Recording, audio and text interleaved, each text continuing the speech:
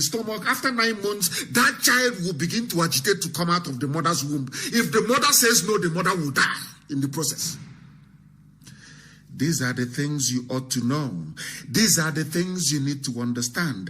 This is what we have been trying to preach to our people. Forget all of them. Oh, this protest has to come to an end. You need to go back home. These are people that have failed. The white man gave them job before, during, and after independence. They gave them a job to do. They went to school. They graduated. They have now come out. Oh, I am an elder. I represent this forum. This is a sociocultural group. Oh, they should come back. Those children, they should come back inside. But you are a failure. You are a failure. You claim you're the leader of Pandef, leader of this. I am an elder. You people have failed, because if you hadn't failed, if you claim that you are as intelligent as you are, or as you want us to believe, how come all the industries are no longer working? How come there is nothing to be proud of in the zoological republic? Why can't people reason? And to some of those fools that they have given 1,500 to go and disrupt the riot that is going on, you can now appreciate, people who are listening this morning can now appreciate what we have been saying from the beginning. When we have been preaching on this very platform about the need for a black man to reason, some of you didn't quite understand it. Can you imagine that people were given 1,500 to go and disrupt a rally that will improve their lives and the lives of their children? And they accepted. And they went and they attacked innocent protesters. These are the things that we want. These are the same politicians who have not only failed, they have compounded the misery. On top of that, they are saying that people who are protesting should be attacked. Every blessed day you hear them, they want to travel abroad for medical treatment, they want to buy houses abroad, they have investments abroad. Once they are threatened with visa ban, they begin to behave themselves. The places where they are being threatened with a visa ban and miraculously they behave themselves are places where they once had a revolution. The same thing that is about to happen in the zoological republic. That is something people must and will need to understand. You must understand it. Those of them who are asking you to go back home not to protest, those who are threatening to shut down the internet, they are failures. I am sorry to say that very generation is a generation of failures because they have failed the young people. Do you have jobs? Do you have good schools? Do you have opportunities? Do you have infrastructure? The answer to everything is no, no, no, no, no. Then who is responsible? The same people who are today telling you we educated, we went to Cambridge, we went to Oxford, they are the ones presiding over the policies that have led to SARS killing you. They are the same people. So we don't need their advice. That is something we have been trying to let people understand. Say, oh, they insult the elders. No, these elders are failures. They have failed. They have failed completely. What did they learn from the white man? They claim they are elders. What did you learn? You claim you went to Oxford, to Cambridge, to Princeton, you went to Harvard, you went to MIT. Show us the proof. There is no proof. Do we have electricity? The answer is no. Do we have good roads? The answer is no. Do young people have opportunities? The answer is no, unless you travel abroad. People walk all the way, they trek all the way from Izombe, all the way to Libya. If you are lucky, you will survive on the road. If you're unlucky, you will die. Nobody talks about it. This is the reason why people are protesting. People wake up and graduate and they go and get keke napep. That is why they are out on the streets. People wake up, there is no hope. Every 1 mile you get a police checkpoint. Every idiot is talking about security, security, security every blessed day. Whereas the best security in life is food, shelter, and clothing. You can form every military squad, every police squad, any squad you want in your life. There are only three ingredients to guaranteeing security anywhere in life since the time of Adam and Eve. Food, clothing, shelter. Once people have food, they have clothing, they have shelter, you have solved 90% of your security problems. But in the zoo, they have no jobs for graduates. People cannot even get into decent schools. People score the highest marks from the south. They cannot get into unitary schools. What are the salaries of their parents? People you expecting to go to decent schools. Some universities in the zoo, they charge an upwards of 1.5 million naira. When the average salary is not up to 30,000 naira in a month. Now, tell me why the people should not protest. I don't understand it. I cannot understand it. People are coming out to protest because they are fed up. They have had enough. They have had enough of this nonsense. If you don't agitate, your life will be that of misery and pain, poverty and deprivation forever and ever. People are saying no, they can no longer have it. Their children are having fun. They are abroad, everywhere. Your senators, your House of Reps, your governors, your House of Assembly members, all their families are well taken care of. They are having fun. So it is in their interest that Nigeria should be sustained. That is something that people must and need to understand this very morning going forward. That is why we are saying that this End SARS campaign must continue. It must continue. You cannot afford to lose this opportunity. You cannot afford to lose it. Once you lose it, you're finished. Nigeria is a terrorist state. How do you intend to end it? If they ask you to go back home and you go back home and you sit down after end of SARS, you will come out in the next 4 or 5 years after your children must have been killed to campaign for end SWAT.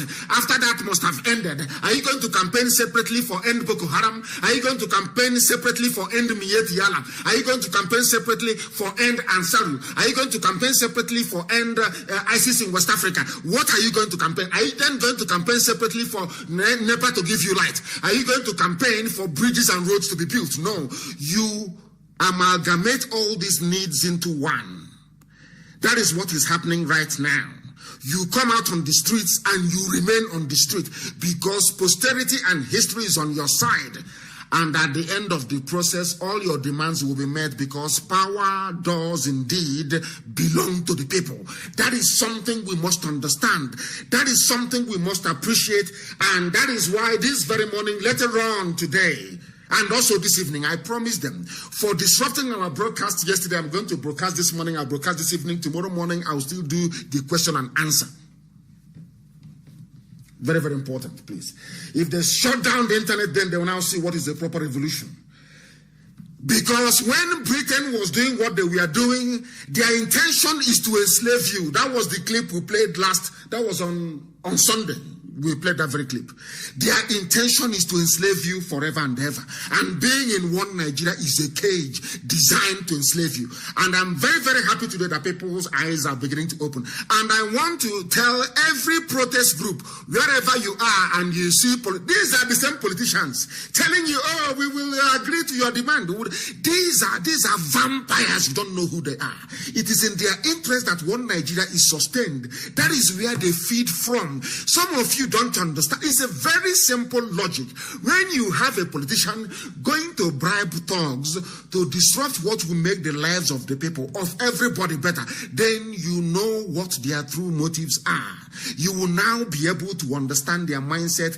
You will now be able to appreciate the fact that these people are evil. That is what we are saying on a daily basis. It is in their interest to sustain the One Nigeria project.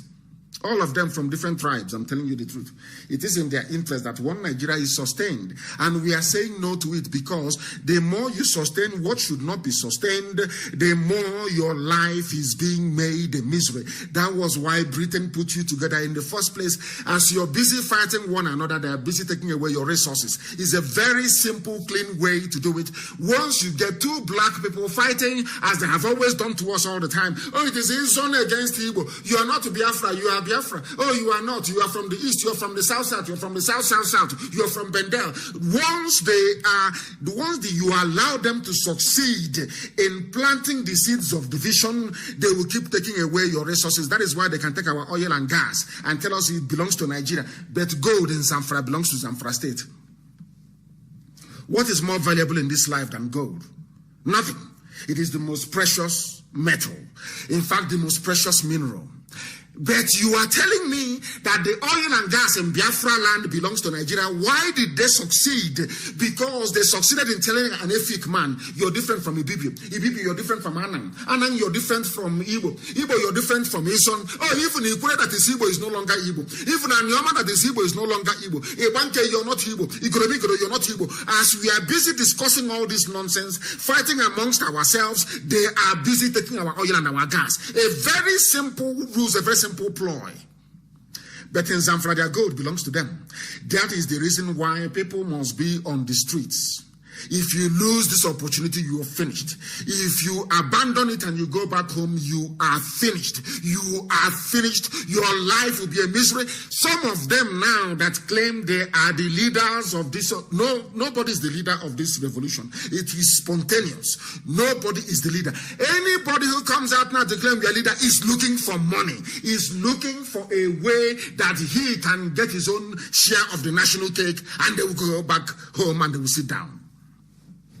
They will send their kids abroad. You will see them writing and talking rubbish on the pages of newspapers. They will appear on channels television and they claim they are leaders. After all, we are the ones who did the End SARS campaign. Did it achieve anything? The answer is no. Because once you rename SARS to SWAT or whatever nonsense that it is the same group of people. If they can bring out terrorists who have been killing and bombing, maiming, raping, and abducting people and add them into the army, what is it that SARS did that they cannot just simply move them from SARS to SWAT?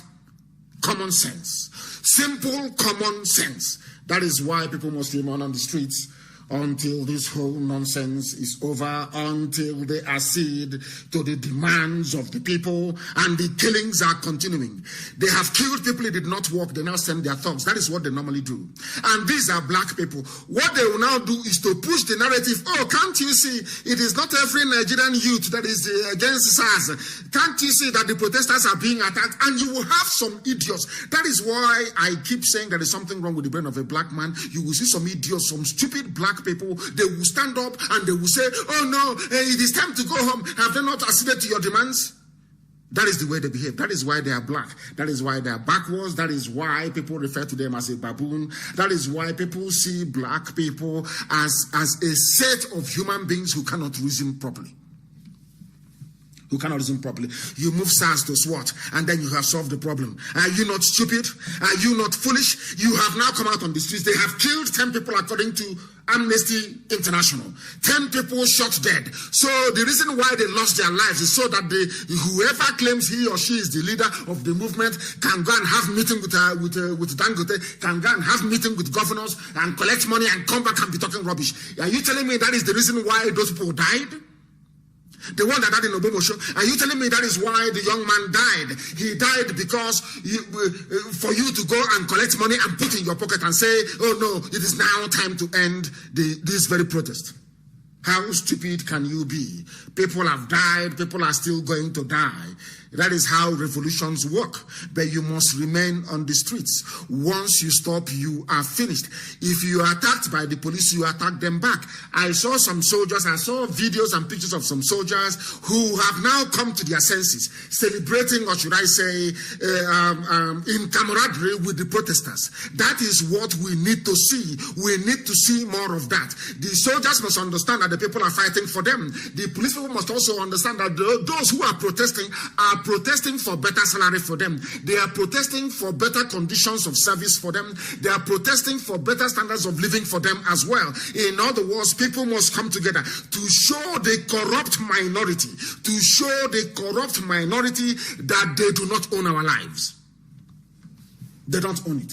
That is something you must understand. They do not own it and can never, ever own it. That is why this program this morning is very, very important, absolutely crucial, that it gets to the end of the world. That for the world to understand that this spontaneous revolution, of course, I agree that Nigerians were afraid, or some of them were afraid to use the word revolution now, to come out to revolt.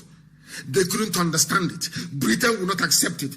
After all, BBC is even writing about the end SARS. If you're writing about ending SARS, ending police, ending army brutality, they may support you. But when you talk about the real issue, which is how Nigeria was formed, they will come against you. You will hear, you will observe radio silence. There will be media clampdown. There will be censorship. They will refuse to report the truth. That is the way they are, because you are affecting their business interests. If it is SARS, army, or whatever, they can agree with you. But in Britain, what I said to them is that in Britain, before you became who you are, Oliver Cromwell led a revolution against a corrupt monarchy, the monarchy of King Charles I. That is why Britain became, that was the reason why Britain became great. The reason why France became great was because the people had, they had enough, and they said enough is enough. The same thing that is happening today. In other words, if you want a better society for yourself and your children, what is happening now with End SARS protest must continue. It must continue. Every part of the world went through it. Every civilized part of the world went through it. You must go through the same thing. Before you graduate, you must spend 3 or 4 years at a university. You must write your project at the end of it. What Nigerian young people are doing today is writing their own project. They want to graduate from being a bunch of wild animals in Africa into people that have sense. And this very revolution that is ongoing will give that to them. It will give that to them. That is something you must understand. This is a live presentation, please. On this very Thursday morning, the time now is approximately 17 minutes to 9 a.m. in the morning in the blessed land of Biafra. It is a live and direct program to the entirety of humanity. We are not stopping because we are unstoppable. The revolution now started and stopped because people couldn't understand it. Their brain could not comprehend it. But now they understand the brutality of SARS. Somebody can quite readily and easily relate to it, that SARS are a very horrible bunch, very horrible set of people. Very, very horrible. That was why politicians, the same politicians, you say, don't attack SARS protesters. I have told the police not to attack them. They go behind your back and organize their thugs to attack you. APC will go behind your back and tell that useless tramp, that prostitute Loreto Noche, to go and organize, pay 1,500. And you're telling me you want to be in a country with people that reason that way. When we were talking before, people say, oh, you insult black people a lot. Every time you insult black people. And I keep saying to them, can you see somebody collecting 1,500 naira? 1,500 naira, $3 to go and disrupt the future of his children. And you're telling me that such people are human beings. Now you understand why we speak the way we do, why we do things the way we do it, and why we must not only end SARS, but end impunity and end corruption. We must end the impunity and corruption, because if you say end Nigeria now, Britain will simply tell BBC, stop reporting that very news. They will tell all their friends everywhere, this fight now, you know, it has now gone from A to B. We don't want that anymore. The interest, or should I say, the survival of our business, which is Nigeria, because to Britain, Nigeria is just simple business. That's what it is. It's just a business, it's a company to them. So the interest of our company is being threatened. And once that happens, we will lose millions upon millions, or should I say billions of dollars, and we don't want that. They will ask them to stop reporting it. They will ask them to cease every reportage and to make sure that they keep Nigeria as one, as that very corrupt Obama did. And by the way, Obama is in very serious trouble. I will analyze the news for you on Sunday. Obama is a very corrupt criminal. He is. The reports are now coming out. I will analyze that very report on Sunday. We are live and we are direct, and very shortly, as I did promise you, our lines are going to open. I'm going to truncate this program this morning and just skim through it very, very speedily so that I can open the lines for the whole world to voice their opinion, their anger, their frustration, and above all, support for what is happening on the ground in the damnable zoological republic. Only 1,500 naira to disrupt a peaceful protest, and people accepted it. That is the zoo for you. Now, what you hear is Bloomberg, BBC will say, oh, but there are some youths who support SARS, and mind you, the integrity of Nigeria should be sustained. I saw the tweet from United Nations, exactly what we've been saying. Those are the criminals telling you that Nigeria should be kept as one because of what they're getting from it, because of the looting that is going on, because they are partakers in the process of the loot coming out of the zoo. They are not concerned about the well-being of the people. What they are concerned about is keeping Nigeria one. Go and check their tweet. You will see that they are worried about stability. What stupid stability? People are dying. When England carried out a revolution, Cromwell's revolution against King Charles I, did anybody care about stabilization in Europe? When French people were revolting against nepotism, against a suffocating royal regime, or should I say, a suffocating monarchy, did anybody complain and talk about stability? When Russia rose up in 1917 to fight the Tsars for ordinary people to rise up and take control of their lives, did anybody talk about the regional stabilization? When Yugoslavia broke up, did anybody talk about stabilization? Why is that when it comes to Nigeria, all this nonsensical garbage about stabilization will begin to come out? People must remain on the streets. They have to be there. People must be there on the streets until this whole nonsense, this whole zoological republic comes to an end. We know that the BBC will not report, because BBC, you can hear them very well. That is what they do, and they do it perfectly well. The young Nigerians who forced the president to back down. Which president backed down? BBC is trying to promote the fact that Yusuf Mohammed Abubakar is the president. That it is in their interest to do it. Why are you saying that they have backed down from what? Moving from SARS to SWAT. The same people recruiting. Now people must intensify this very protest to focus on the fact that the Nigerian government, they are busy recruiting terrorists into the army and into the police. Into the army and into the police. Can you believe such nonsense? That is the reason why they kill people without any remorse, because they are these people they say, oh, come to Abuja for the orientation.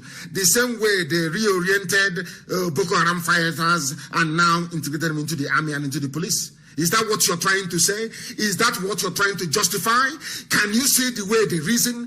These are terrorists. How can you reorientate terrorists? How is that possible? You put them into the police, into SARS, and now see what they're doing. They are killing people left, right, and center. And that is why BBC's coverage of this very incident, from the perspective that Yusuf Abubakar have actually changed his mind, is absolute bunkum, absolute rubbish. They've not done anything.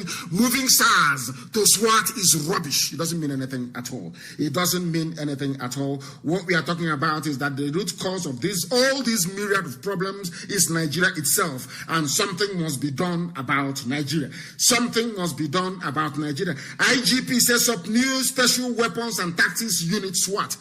They never have anything of their own. They always copy. You know, black man always copying. SWAT in America. Is an insult. And we were doing our research yesterday, and we understand that SWAT is actually trademarked. It's a trademark. SWAT, Special Weapons and Tactics, is a trademark, a registered trademark. So the IGP, somebody should tell the inspector, the Fulani Inspector General of Police in the zoo, that SWAT is actually copyrighted. They cannot use the name. That's how foolish they are. No research. They just wake up in the morning. They can copy whatever name they like, because a white man has done it and is working. Where you have SWAT in America, people are civilized, people are learned, people have common sense. You don't have thugs. Politicians do not have thugs who will come out on the streets to disrupt peaceful protests. In America, that you are trying to copy their SWAT, their special weapons and tactics are trained to remain inside the barracks or inside the station. Only when there is an armed robbery, only when there is a high incident of that magnitude, where public safety is threatened, will SWAT team be mobilized. And once they are mobilized, they go to the scene of the crime, they finish, they go back to their barracks, and they drop their weapons and their civilians the next day. You're talking about special weapons and tactics. The idiot doesn't even know that it was copyrighted. You cannot just use it. But they have used it in the zoo. And I'm sure that somebody is going to sue them to court in America. Mad people everywhere. You're forming special weapons and tactics. And the funniest thing is, as I reported on my page, the funniest thing is that they have this SWAT team already.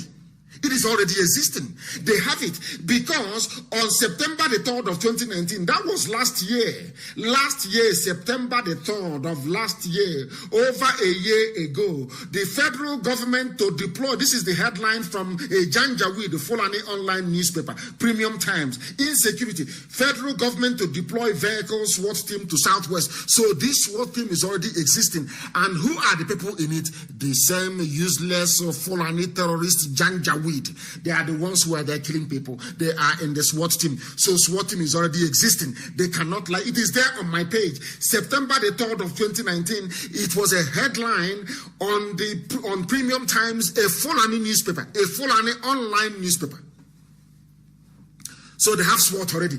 This is the same people that BBC are telling us that Nigeria's president accede to the demands of the youth, accede to their demands, but SWAT team is already existing. There is a SWAT team already existing within Nigeria's police force. So they just move them. That's what they do. Once they mess up, Fulani Janjaweed, once they mess up, they just change the name of the organization. That's what they do. They think everything will be okay. Just like some stupid African countries, when they are running hyperinflation economies, they think that by changing the currency, they can solve the problem. After 2, 3, 4, 5 years, the same problem comes back again to haunt them because they don't understand, they don't learn. As I kept saying, as I was saying earlier today, these are the people that the white man gave everything today. When they were going to school, some of these your so-called elders, when they were going to school, every Sunday they will have one whole chicken at the University of Nigeria and Suka UNN. They didn't pay any school fees, no tuition fee, nothing. No boarding fees, nothing. They will eat one whole chicken, one person to one chicken every Sunday. Go and ask those that went to the so-called federal universities. The white man gave them everything. When they graduated, they had a job. When it is now their turn to provide the same chicken that they had at the university, to provide the same employment that the white man gave to them, they're now calling you a lazy youth, saying you are doing yahoo, insulting you every day. When you talk, they will unleash police and army on you to go and kill you. These are the same people that had everything from the white man. The white man did their job, provided for them. When it is now their turn to provide for us, they have said, no, we are not going to provide anything for you. Go and do it yourself. Was that the same thing the white man did to you when the white man was there? These are the idiots calling themselves elders, a sociocultural group. When you are an abject failure for nearly 60 years, you cannot supply electricity for up to 4 hours in a day. You cannot do it. For nearly 60 years, there are no schools being built. For nearly 60 years, no good roads, absolutely nothing. The only infrastructure they engage themselves in are those infrastructure that will give them kickbacks and handbacks so they can become instant billionaires.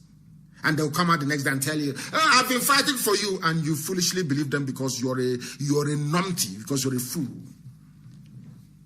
BBC will not tell you that the youth, they are saying they have now won the argument. The same new unit they are creating has been in existence. How deceptive can these people be? How horrible can this be? The same SWAT team you're talking about has been in existence because it is here. Federal government to deploy vehicles, SWAT team to South, SWAT, SWAT, SWAT team. They want to copy America. They want to be like America. Look at the bunch of monkeys. They want to be like civilized people. Now you understand it. Their deception. They have agreed to all your demands. All your demands. They have agreed to rename Nigerian prisons to correctional institution. Has it changed the conditions in the prisons? Are people being properly fed? Are they being properly taken care of? The answer is no. You can change the name from Nigeria Prison Service to Nigeria Correctional Institution. It is still the same thing, the same rubbish that they're doing now. They did not start today. Once something fails, all they need to do is to just change the name. They eat money and they change the name and all is good because they actually think that all of you are stupid. But now we are proving to them that we are not, that we have our senses intact. People do not know how horrible SARS is. There is one man, we are going to find him. He's called James Nwafo. He is a beast of a human being.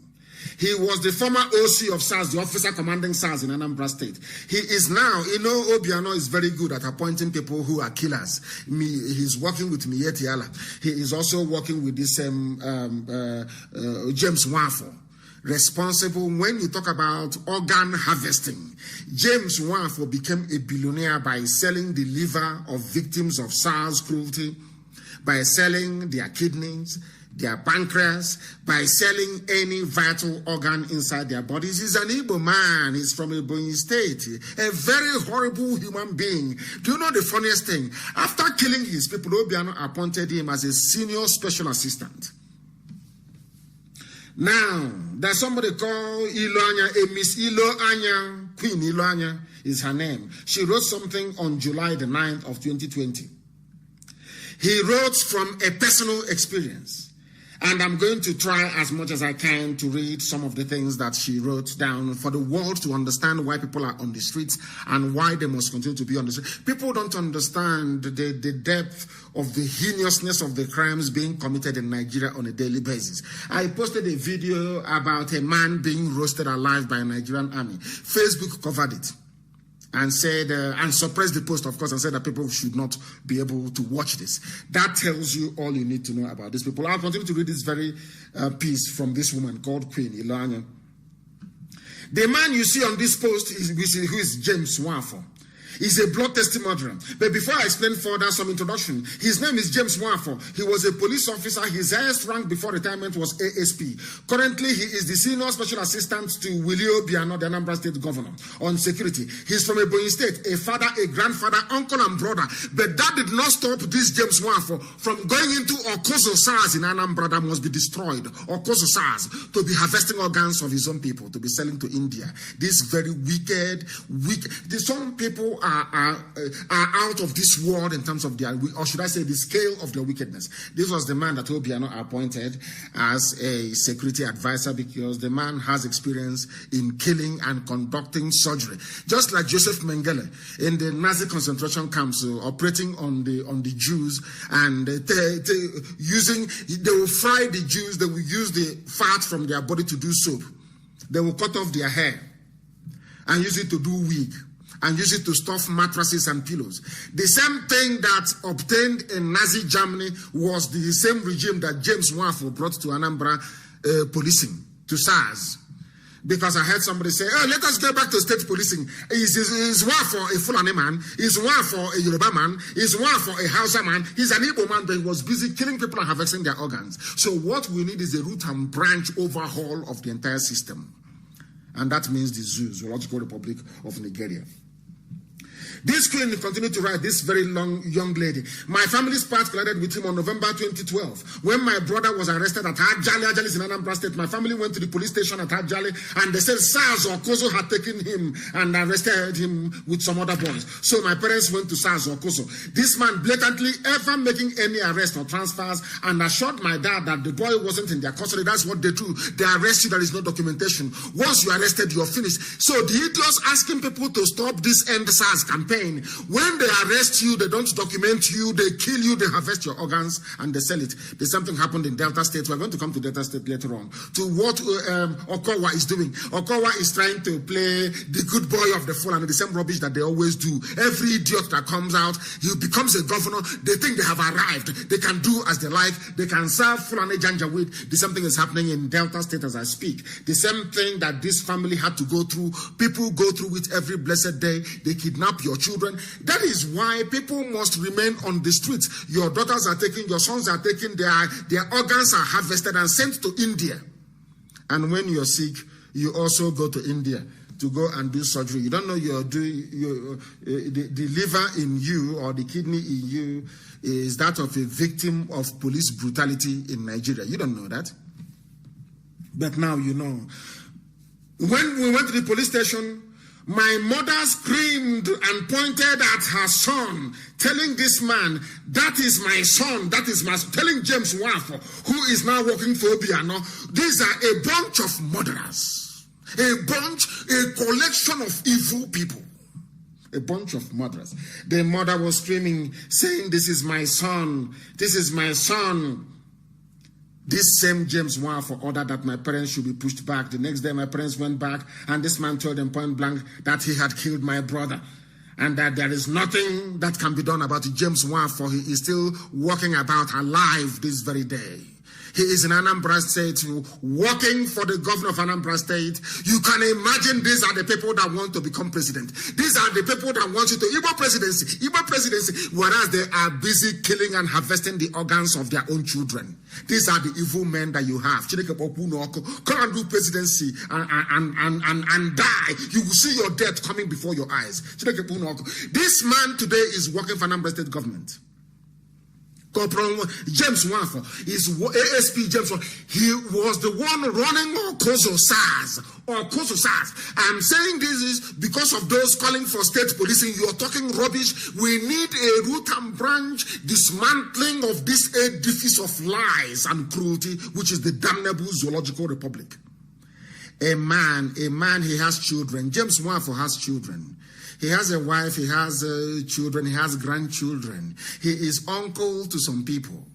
He is brothers to some people, but he was busy killing other people's children in Anambra State and harvesting their organs. And told this very family of Iloanya from Ajale, Ojale is the name actually, not Ajale, Ojale, and said to them, I have killed your son. There is nothing you can do about it.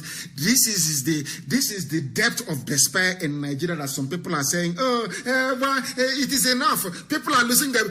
What business are you going to lose that is greater than the loss of life of a young man at the hands of this dreaded police squad in Okozo? IPOB kept Okozo SARS. Obiano came and kept Okozo SARS.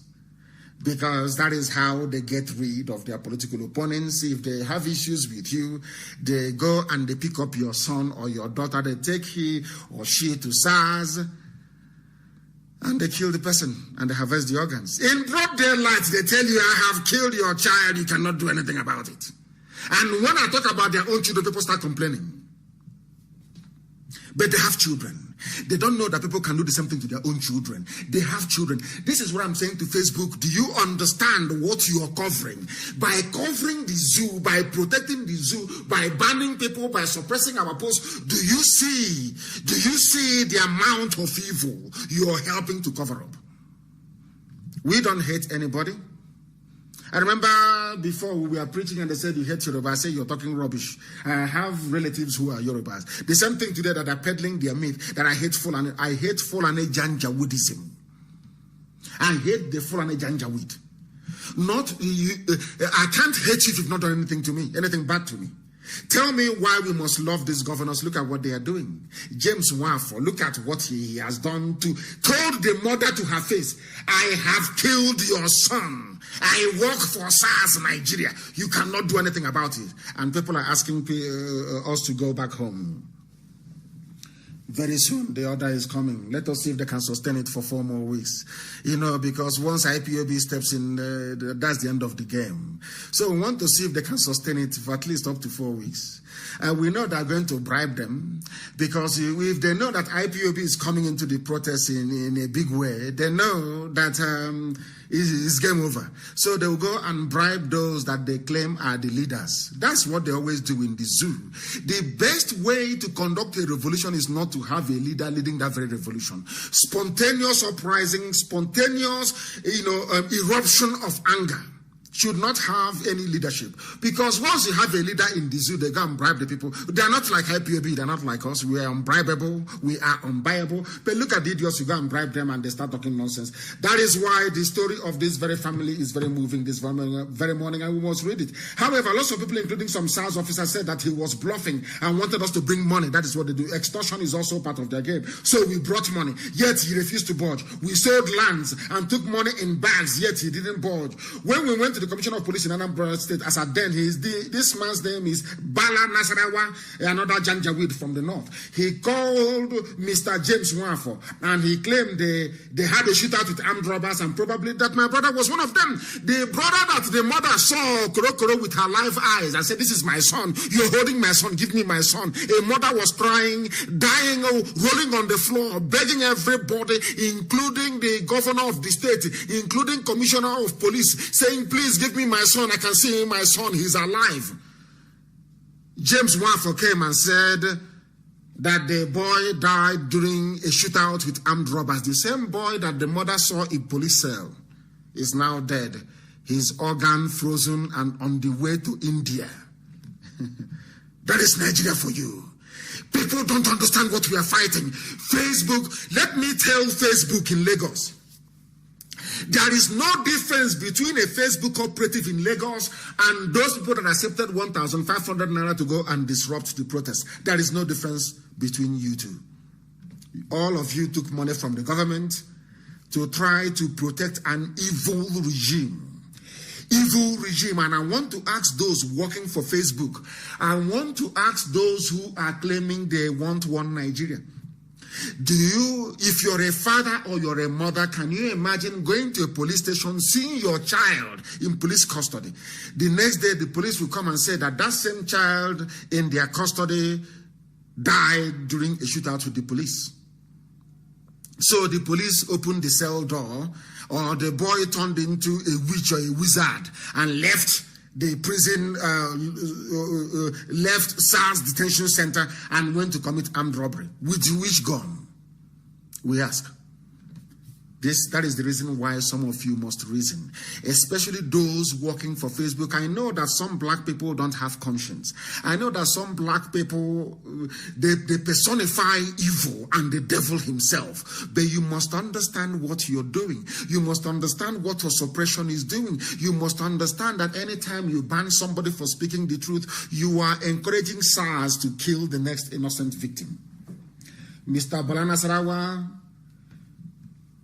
obtained a report from James Wafo claiming that my brother died during a shootout with the police because my brother was an armed robber. The same brother that my mother saw inside the police cell. Then Mr. Balanasarawa looked at my parents in the eye and told them that there is nothing further he could do since Mr. James had denied ever arresting or detaining my brother. The same brother that I saw in the police station is now dead, killed at the hands of James Wafo, who is now working for Obiano, a gang of murderers. They get together, they decide to kill in the name of one Nigeria because they are getting something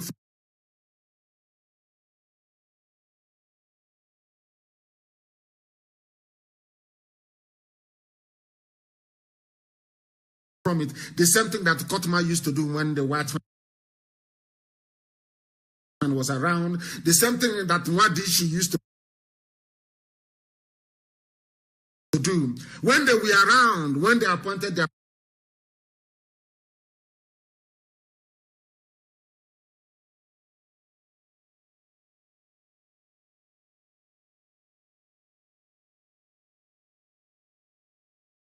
warrant chiefs all over the place. The warrant chiefs was doing the bidding of the colonial masters against the traditions and the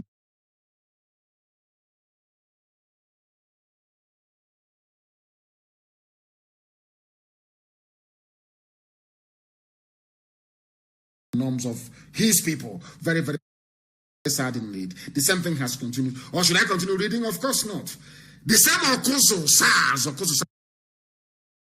and harvesting organs of people as his senior special assistant on security or advisor on security. Senior special advisor on security.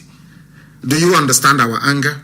It's not that we hate anybody, but when you understand, should I say, the catalog of crimes committed by these people, when you understand their insensitivity, when you come to the full realization that they are not working for your interest, you will have no other choice than to develop a measure of hatred towards these people because they are evil. They are evil. How can you employ somebody who is involved in the killing of innocent people? As a governor, you claim you're the governor of a state. You employ somebody who is a blatant murderer. How would you feel if any of your children were defeated? That is one thing about white people. That is how they reason. Before a white person does anything, they will put themselves in the shoes of that person and say, how come, or how about if this were to be my child? How would I feel? They put themselves in the position of the parents of this young man who have been murdered and the organs sent to India since 2012. Very, very sad indeed, isn't it? These are the things that the world must understand and come to the realization that the zoo must come to an end. This is something that those working for Facebook must understand. You know, in the scheme of things, governments will always bribe, they will always pay people, they will always cajole people, they will always blackmail people into doing their bidding. But look at that thing they're asking you to do. Calculate the consequences of that thing they're asking you to do. And wait and ask yourself, how about if it were to be my child that has been arrested by SARS, killed, and the organs harvested and sent to India? How would I feel? That is the monster that people are confronting on the streets. That is why coming back or stopping this very protest it will set you back very many years. End SARS protest, as we said. Secret meetings of governors, billionaires, and 7 people spark outrage. People are quite rightly angry. People who are now coming and claiming, oh, I started it. I tweeted End SARS. It is the beginning. It is me and one of my friends, who started it. Because of that, they must call us to a meeting, and they have called them to a meeting. And now listen very carefully, please. That's the thing about black people. Shake money in front of them. They abandon their principles. They abandon the objectivity. They abandon everything. They abandon common sense in the process. Now listen. NSAS protesters are condemning the secret meeting of few Nigerians held with some governors and some tycoons. That's how they begin. That was what they thought in the beginning. They will sell what they're doing. Nnamdi Kanu is going to sell. He wants to become famous. He wants to be popular. He wants money. When after many years, they realized that we are not like them. They now started to come up with other nonsense. I want the world to understand this. Once you're doing something nice, something altruistic, once you are fighting and trying to save your people, some of them will say no, that it is not possible because they cannot do it. Because a black man cannot do something that will not benefit him directly. So they project that very thinking and image onto anybody they see who is fighting legitimately for the betterment of the people. And that is what we are doing. That is what those young men and women are doing on the streets. That is what those fathers and mothers are doing on the street, protesting for the end of SARS, because they want to see the betterment of everybody, not just themselves. But zoo being what it is, they have called some people to a secret meeting, and those who are protesting are saying no. Now listen very carefully. The virtual meeting was held on Monday night. It lasted for nearly 3 hours. In attendance were governors Babajide Sanwo-Olu. Every idiot who becomes governor wants to be president. So you cannot be the president of Oduduwa, or president of Biafra, or president of Kwarafa, or president of maybe Kanem Borno Republic. No, they want to be president of Nigeria. Every idiot wants to be president. So I wouldn't say so therefore because it's wrong. Therefore, the maintenance of one Nigeria is of importance to every governor because they are hoping to be president one day. Are you following me? Do you understand the reason why Sanwo-Olu of Lagos State, who is pretending that he is a man of the people, Dato Abiodun of Ogun State, Ifeanyi Okowa of Delta, and Abdul Rahman, Abdul Razak, these are the idiotic governors that want to keep Nigeria one. So they need to end this as quickly as possible before it snowballs into something else. And you know there's one trick they play in the zoo. It's only in Nigeria. Oh, this protest may be hijacked. But you see protests all over the place. The Arab Spring happened. The protests all over the world. Black Lives Matter. Nobody hijacked it. It's only in the zoo. It will be hijacked. Don't allow hoodlums to hijack it. But let me also tell the police and the army that very soon IPOB is coming. If you fire one shot, every police station within 10 miles radius of that place will be destroyed and every life in it lost. You people are mad. Unless the young people show these criminals that they are angry, they will never leave you alone. There will be something else to replace SARS. The killings will continue. The checkpoints will continue. The harassment will continue. Give me your phone will continue. Empty your pockets will continue. Now is this time to stop it. You don't go back. Because people have died, you don't go back. You must continue. You must continue what you're doing. And I'm very glad that they did us a favor this very morning, of course, because they shut down our broadcast last night. This morning, the whole world is listening to what we are saying. This morning, people are preparing to go and protest. And you must protest. It is your right to do so. You must protest. You must protest. Do you know that the screenshots of this get-together with some rats and millionaires leaked on social media? Now, the respondents insisted that protesters have no leaders, and that is what I said earlier. You don't, in a mass revolution, leaders emerge from it. You don't have any leader to start with. Leaders emerge as a result of the activities of the protagonists. Now they are claiming we are the leaders, or who told you that? People are angry and they quite rightly came out on the streets to protest and to demonstrate, and you're claiming you are the leader and you criminals everywhere. That is what these have done to them. They go to university, they do cultism, and they come out. Any opportunity they see, they want to hijack. Any little thing they see, they want to take, and they want to take glory. They want to hijack it and to make money from it. Not to hijack it to be of any use for the wider cause, but to make money out of it. Trouble started after Digbo Awojide. He's in London, protesting in London, announced on Tuesday that he and others were in a meeting. And what they disclosed that 7 of them met with some leaders of the private sector. Just imagine.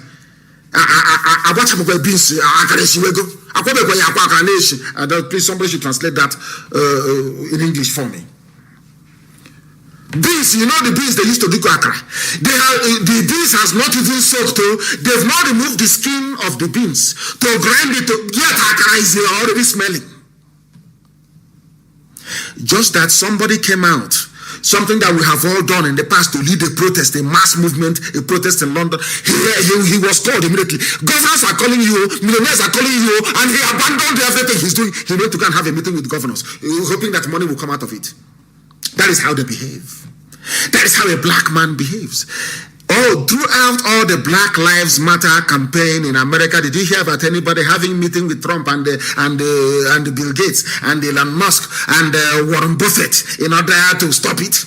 He's only a black man. Only in Africa. Only a black man. He made a protest for 30 minutes. He was in a meeting for 3 hours negotiating for money. Negotiating for money. They have not started this one. They think they're in a blender. They have started frying akara immediately. That is who they are. Now, let me tell you what they said. They pleaded with us. This is according to the person who claims is London organizer. They pleaded with us either to stop the protest or to protest peacefully. They promised to move mountains. And act to them. To move mountains means if it's money we give you, anything you want we give you.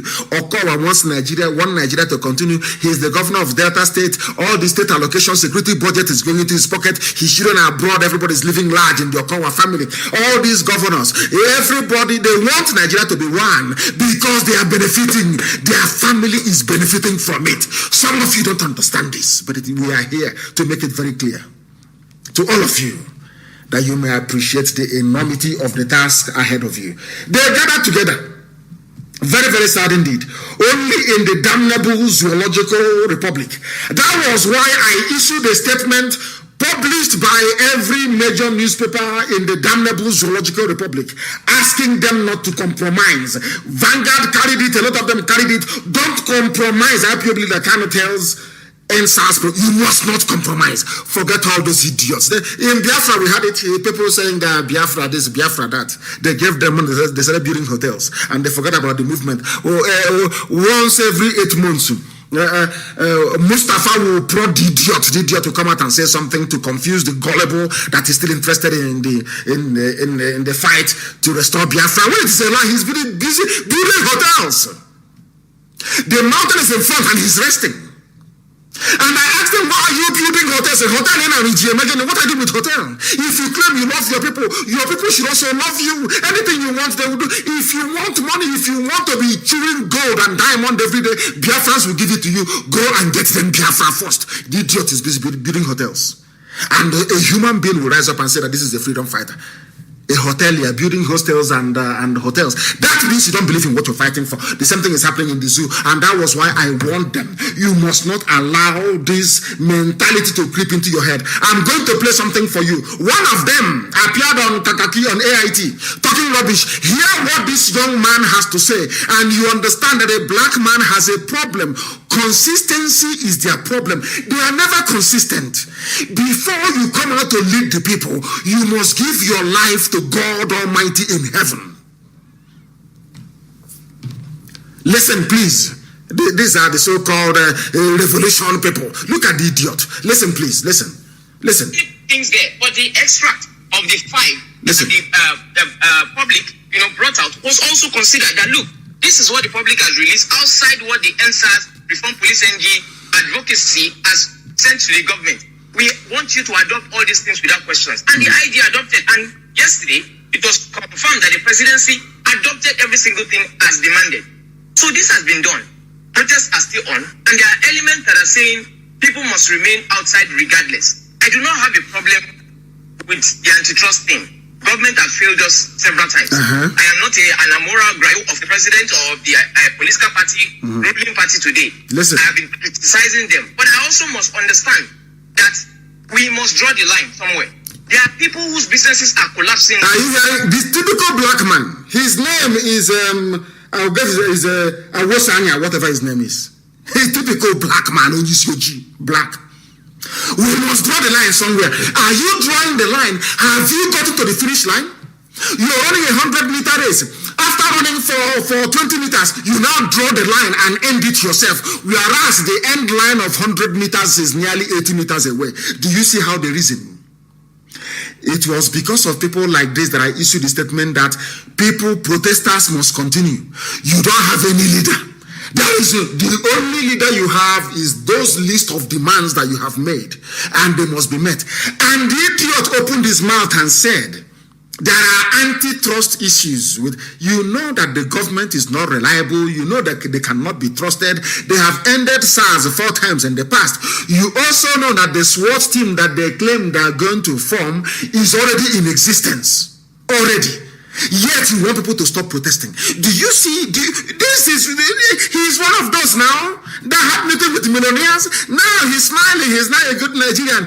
We need to consider businesses. But before you claim you started the protest, did you not know that the businesses of people were going to suffer? When during COVID-19 you were locked down for nearly 2 months, you did not die. Only protest of 1 week and you're complaining. This black people. This is the reason why I castigate black people. No consistency, no honesty in some of them. Very, very sad indeed. Very, very sad indeed. Let me play it for you to listen, and then I'll give you his full name. Listen, please. There's things, headlines that need not be, as far as I'm concerned, associated with the NSAS Republic's NG advocacy, which stands to bridge institutional gap and not to become the demon or the devil that they are criticizing or they are standing against. We must not harden the life of Nigeria or worsen the situation of Nigerians because of our grievances. Imagine this as a there are some people who feel that the scrap of SARS is an injustice. They gather themselves together and start blocking roads as well. They have their right to protest, they have their right to gather, and then there is certainly going to be a security issue where there will be clashes and where there will be violence. What do you expect police to do? Stand? From being anti-police, he is now campaigning for police to intervene in case there are people who are pro-SARS coming and attacking people who are anti-SARS. Can Chineke mean the black man? Sometimes they say I have issues with trusting people. I trust people, but I do know that they are not made or designed the way that we were. We are made differently. We are designed differently. Do you see the way he was in let me get the idiot's name. Let me get the fool's name. I want to get this idiot's name. Hi, Chineke and this Yoji, black people. Unbelievable. Unbelievable. He was on the front line for only 30 minutes. He was in a meeting with billionaires for 3 hours. After leaving the meeting, he's now talking. Let us not allow our grievances to go. His name is Shegun Awosanya. Shegun Awosanya. Shegun Awosanya. These are the charlatans opportunity, just waiting because you sent out a tweet and the tweet had End SARS on it, and now End SARS is trending all over the world. You think it now belongs to you. You've now gone into a meeting with your governors and so-called billionaires. They have given you money, and look at the rubbish coming out of your mouth. Democracy is a game of numbers. if you have 10 million people who are protesting to end SARS, and there are 500 people who are hired thugs of APC, given 1,500 naira to come and stone them, and you're telling them they have right as well. If you have right as well, go somewhere else. Those who were protesting in Abuja were at the beggar roundabout.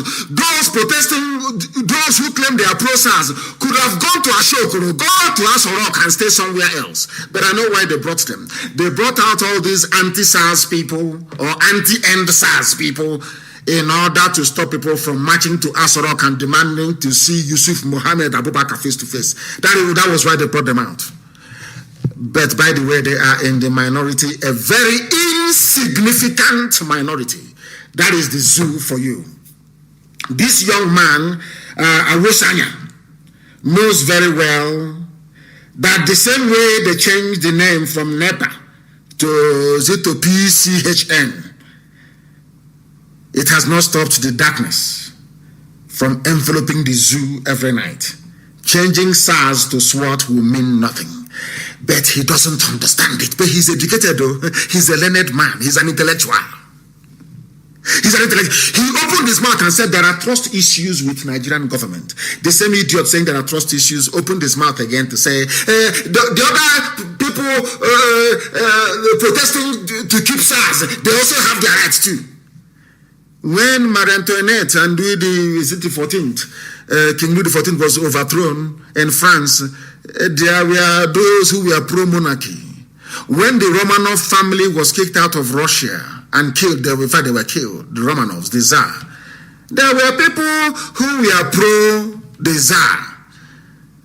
When George Washington led a revolution in America that kicked out the British, there were those who were sympathetic to Britain. They wanted colonization of America to continue.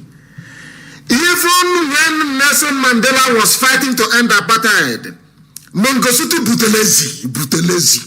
Buthelezi, more like Asian speak in our language, was siding the apartheid white regime. The Inkatha Freedom Party was fighting ANC. For those of you who don't know history, who is talking about the pig in the creek, that dirty pig who can no longer breathe properly. You cannot all be together. There are those who will work for the oppressor. Mangosuthu Buthelezi was working against Mandela. He asked Inkatha Freedom Party members to attack ANC rallies. For some of you who don't know history, I am teaching you history. Did it stop South Africa from ending apartheid? Did it stop Mandela in what he was doing? That is something that this idiot needs to understand. He needs to go back to school or listen to Radio Biafra more often. His life will no longer be the same. He will change as well. He will acquire some modicum of common sense and be able to apply reason and logic in all his discourses. Federal government released link 75 billion naira. Listen carefully. They want to buy them over. You know what they did yesterday? You know, I want to let this boy and any other idiot out there who is telling people stop. I want to tell you how deceptive Nigeria is. I want to tell you how awful, how devilish Fulani Janjaweed is. This is something you must place in your brain this very morning. Now listen very carefully. This is yesterday. The federal government has given out a link for Nigerian youth to access funds for investment. They want to bribe them now. The investment fund was launched in August. Support innovative Nigerian youths who are not above 35 years of age. And how much is the money that they have? It runs into billions upon billions, 75 billion naira. As a Nigerian youth, you can now apply. It was released yesterday. Who released it? That prostitute Loretta Nochie, from holding of mobile phone. She's a media aid, which means you hold mobile phone for people. You arrange girls for them. Maybe those you sold into prostitution in Italy. You bring them back to come and be servicing Asorok. She was the one that tweeted it yesterday. Application for Nigerian Youth Investment Fund begins because they know as a Nigerian youth, they have so much humiliated you and insulted you. They know that if they sprinkle 1,000 naira in front of you, that you will abandon your protest and go and start applying. Because what they want to do is, if you apply for this investment fund for youths, you of course you have to leave the protest to go and apply for it at a nearby cyber cafe. Do you see how the reason? I told you before they came out with these schemes, they will try to buy you over. They will try to buy your conscience. They will try to buy your resilience. You must ignore all of that because history beckons. History is calling your name. All of you out on the streets protesting, history is going to remember you. When the history of the zoo will be written in 50 years to come, your name will be there. If you go and accept what these fools are offering you, 1,500, nobody will remember you. They claim they released this money yesterday. Loretta Onochie tweeted it yesterday. Go to her tweets, you will see it. She tweeted it yesterday. But do you know the funniest thing? They did the same trick in July of 2020. We are now in October.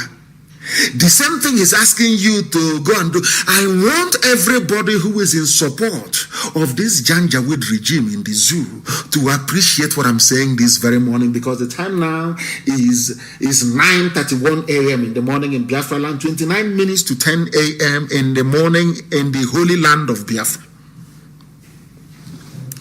We are live and we are direct. Listen carefully, please. Listen to me.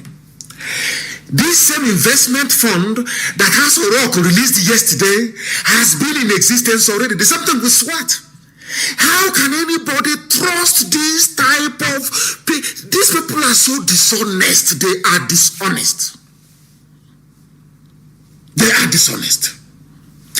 They want to buy you over. They did not tell you that this investment fund has been existing before. Please, somebody post it on my page. Nigerian Youth Investment Fund, federal government cash transfer, NYIF loan of 75 billion to credit microfinance when 22nd of July 2020. 22nd of July 2020 is, they released it then. They have shared all the money, but Loretta Onochie is releasing another link yesterday to lure you away from protest. So you will say there is money. You see how they regard you. So you see how they think. You see how foolish they think you are. They think that because your brothers have been killed, your sisters killed, SARS tormenting you every blessed day, stealing your cars and stealing your phone, harvesting your organs. Now they think that only 2,000 naira can pay for all of that pain and suffering. They can buy you over with only 2,000 naira. That was what they released the link yesterday. And I want it to be published. Can somebody please publish it? Federal government releases link. Apply for 75 billion naira is a youth investment fund. It was carried yesterday by a zoo online newspaper. Legit, it is there. I want it published on my page. The screenshot, please, because if you post the link, Facebook will suppress it. There is also another one. Nigerian Youth Investment Fund, cash transfer. When was that? 22nd of July. The same thing they announced in July, they're announcing again because people are protesting, young people are protesting, they want to buy you over. You see, they don't have respect for you. Can you now see that they are not sincere in what they are saying? Can you now understand? Can you now begin to appreciate the enormity of the task before you people and why you must remain out on the street to ensure that SARS really comes to an end? Vanguard also carried the news yesterday that they have now ended SARS. Adamsat launches emergency fund of with $10,000 to support youth. This is another man who is now launching emergency fund to support youth. His name is what is this man's name again? Adam Start is the name of the charity. A global UK-based non-profit, Adam Start, on Tuesday launched an emergency fund with $10,000 to support young people in Nigeria following demands for the prescription of the Federal Special Anti-Robbery Unit. Now, this is a UK-based organization. Britain is doing their own from the UK. Asorok is doing their own in the zoo. Millionaires and governors are doing their own because they understand one thing about Nigeria, that once you talk about money, people abandon their conscience. People no longer reason properly. That is why they have gone for this global coordinated, I wouldn't call it an attack, slush funds everywhere to buy over people. To buy over people. Now listen very carefully, please. A global UK-based UK. Now I'm asking this Adam Start, what has 10,000 support for young people in Nigeria got to do with the demand they're making? When people were demanding that Black Lives Matter, did you pay money? Did you launch any scheme to support Black, or should I say African Americans, the young ones in America? What is all this nonsense? What is all this rubbish? What has money got to do with asking that SARS should be shut down? If you did we tell the youths who are protesting, because I'm no longer a youth anyway, I'm 53 years old, I'm an old man. If the young people who are protesting, did they tell you that they want money, that if you give them money then they will stop, that what they are doing is somehow, or are you trying to let the world understand that the reason why federal SARS is being so brutal towards young people in Nigeria is because of lack of money? And it doesn't make sense. It is illogical. But I'll continue. This was disclosed by Adam Bradford. He is the CEO of Adam Start. This is how they condition the brain of black people not to be able to discern or think properly. People are agitating to end SARS. They are protesting to end SARS. And you're launching a money scheme what has money got to do with ending SARS? I just want to understand that. Now, do you appreciate where we are coming from? These people are not as intelligent as they claim they are. He sent a tweet saying one of Her Majesty's young leaders and fellow of the Commonwealth Society, Adam Start, today made money available to help young people. What for? Did young people tell you they need money to end SARS? No, they need to demonstrate to end SARS. Because if you give them that money, the same SARS will stop at the next junction and take it from them and kill them in the process and harvest their organ in the process. They think we are stupid. They think you are black because you are black. Once they launch you, UK government is that woman that is doing this. They say, oh, they have sat down and strategized in Abuja. This goes to confirm that Britain has a hand in what is happening in the zoo. I'm telling you the truth. Britain runs Nigeria. I'm telling you the truth. That they held a meeting in Abuja. They said, you know, an average Nigerian nigger needs money. They are very hungry. So why don't we flash them money? Now they coordinated the attack. Presidency, you will relaunch the 75 billion naira youth fund. Millionaires and governors, including Okowa, you people call the leaders of the protest and offer them money, and you in the UK government launch this Adam Start, tell them that Nigerian youths, they need money. A well-coordinated attack. But we are here. That was why they didn't want us to preach last night, because they understand that we know their game, we know the game they are playing. They want to buy you over with 2,000 naira. Now, you're claiming there are no SARS on the road anymore, but army checkpoint is there, police checkpoint is there. They give you the Adam Start money that you apply for loan, and they give it to you with the youth fund and all that. You go to the next checkpoint and they will take the money from you and put it in their pocket. If you talk, they will shoot you and you will die. They will say, after all, you have collected money. That is the same principle behind election rigging. When a politician brings his bags of rice and bread and all the rest of it, and you take it from him, he now has the right to go and rig elections, and you do nothing about it because you've sold your conscience. You can no longer protest. Do you understand? Do you understand their game plan? Britain has floated their own fund for end SARS youths. Presidency have floated their own. Governors and millionaires have floated their own, chasing you with money, and they know that very soon you will fall. They know you're going to fall. You will fall, and once you fall, this whole program, this whole revolution has come to an end. And then you go back and start crying once again. And who knows, you will be the victim this time around. I want to point out their lies, their flaws, what they are doing. I want the world to understand that this noble family of IPOB, we understand the game in the zoo. We know what they are doing. They called a meeting in Abuja between the British High Commission, the presidency, and the UK government abroad. They said, a Nigerian loves money, a Nigerian youth, they're very hungry, give them money and they will abandon their protest. Therefore, we are going to launch one in the UK, we are going to launch one by the presidency, and millionaires and governors are going to launch one. Go and identify who the leaders are in every state and give them money to abandon the protest. They think we don't know. That was why they didn't want us to broadcast last night, but we're doing it this very morning, and the whole world is now aware of what is happening in the damnable Zoological Republic. SARS or COSO, who doesn't know, it is going to come to an end. It's going to come to an end. And there was something again that was very troubling. They said that a Human Rights Commission to investigate violations by SARS, now they have woken up as a result of the protest. People don't know there is something called Human Rights Commission. It is their job to investigate violations of people's rights in Nigeria. They don't exist because they're in the pocket of Asorok. They don't do nothing. The only reason why they are saying it now, we are going to investigate. Of course, they will not do anything. It's just like one of those panel of inquiries by Senate or House of Reps that doesn't see the light of day. It is all something. They are all one. At last, they have said, we are going to investigate. But where have you been all these years? Where have you been all these years? All these years, where have you been? Have you not received reports about SARS atrocities on your desk? They have, but they have not investigated. They're only investigating now. Now, ask yourself this question. Why have they decided to investigate now? Because people are now protesting. Because people are now complaining. If you don't complain or protest, nobody will know or hear about your grievances. That is why the protest must continue.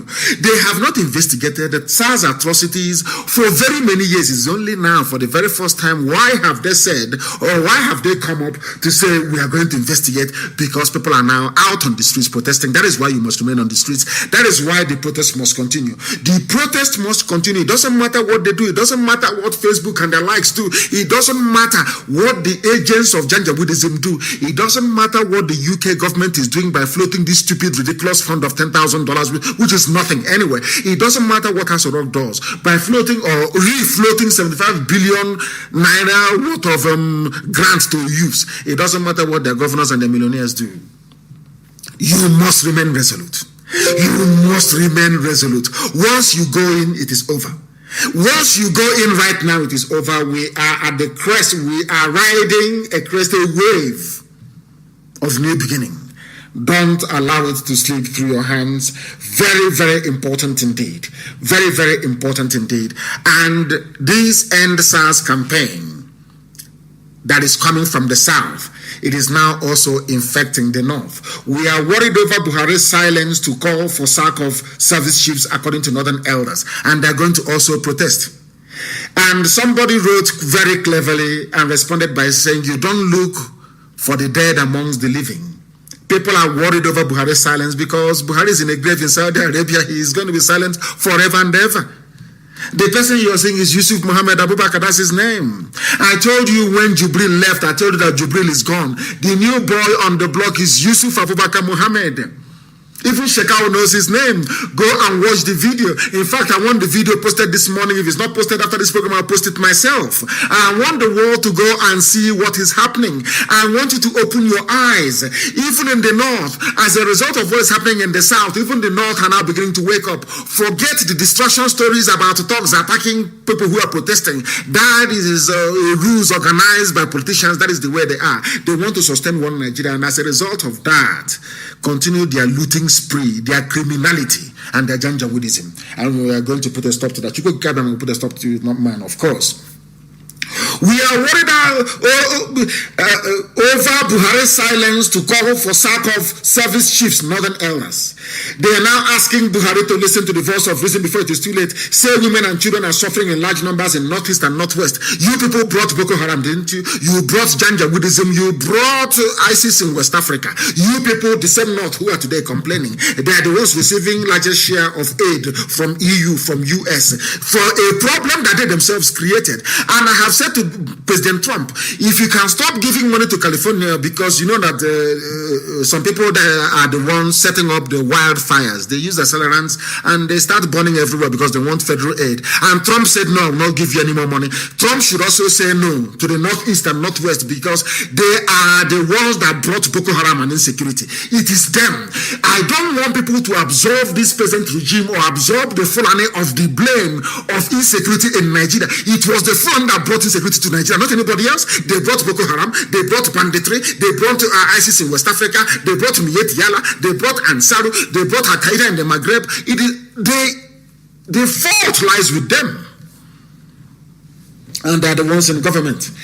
They are the ones who are in government, and that is why the protest has to continue. Everything I tell you this morning is geared towards making people realize what is before them and making them come to the understanding that this must continue. Are you going to have a separate campaign again to end lopsided constitutional appointment?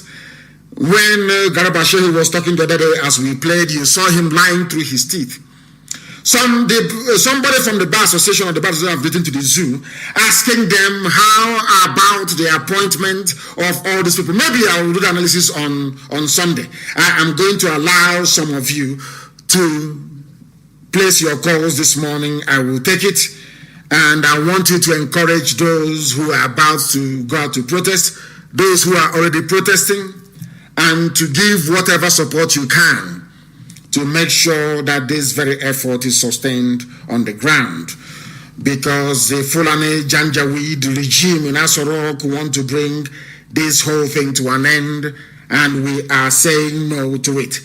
Because if you stop protesting now, there are over 300 army and police checkpoints in the southeast alone. If you combine South, which is Biafra land, if you combine it, there are over 900 checkpoints in Biafra land. If you stop going out to protest, those checkpoints will still be there, extorting and killing people. If you don't give them 100 naira, they will shoot you dead. That is something you must understand. And also the zoo, the same governors, they are ganging up. You know, that's what they do. Once you become a governor, you want to keep Nigeria one, because you want all your allocation to be flowing in all the time. Federal government flags off initiative to end Boko Haram banditry. How is that going to be possible? I don't know. He's a Yoruba man. He says he wants to go to the northeast to go and end banditry. I do not know. The Minister of Interior, Rafa Bashara, flagged off a meeting in Meduguri in Borno State capital on Tuesday, according to a press statement by the ministry's director, Muhammad Manga. Nobody saw him there, but that's what they said. While calling on Nigerians to support the President Muhammadu Buhari-led administration, of course, leading it from the grave in Saudi Arabia, in its effort to exterminate insurgency that is making living of ordinary Nigerians difficult and miserable. He said the government was ready to tap into the knowledge of the people in achieving this. How are they going to do it? They have now gone there, and he's now recognizing Kanu Brono Empire because I did on Radio Biafra. They are copying because they all listen. They have now come and they are now recognizing Kanu Brono Empire because we mentioned them on this very platform. They are losing, isn't it? They are on the losing side.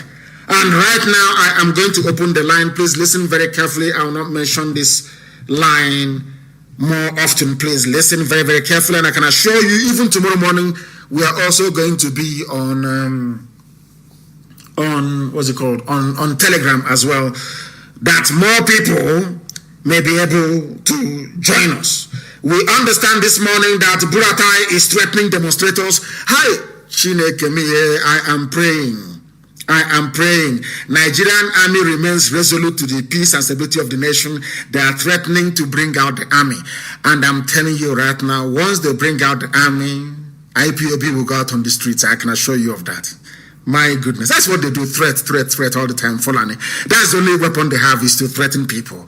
Rubbish and useless, and Buratai doesn't exist. Ask him to let him not issue statement, let him come out live. Of course, they will go and use deep fake videos, and they start preparing it as they always do all the time.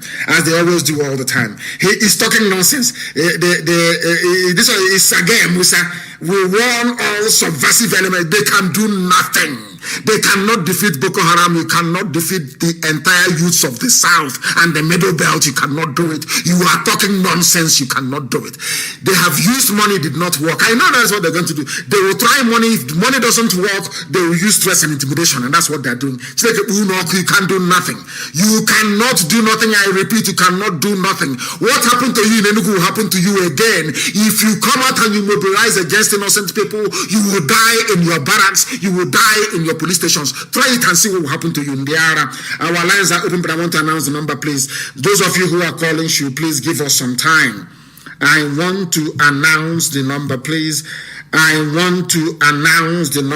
Do bear with me that others may be able to participate this very morning.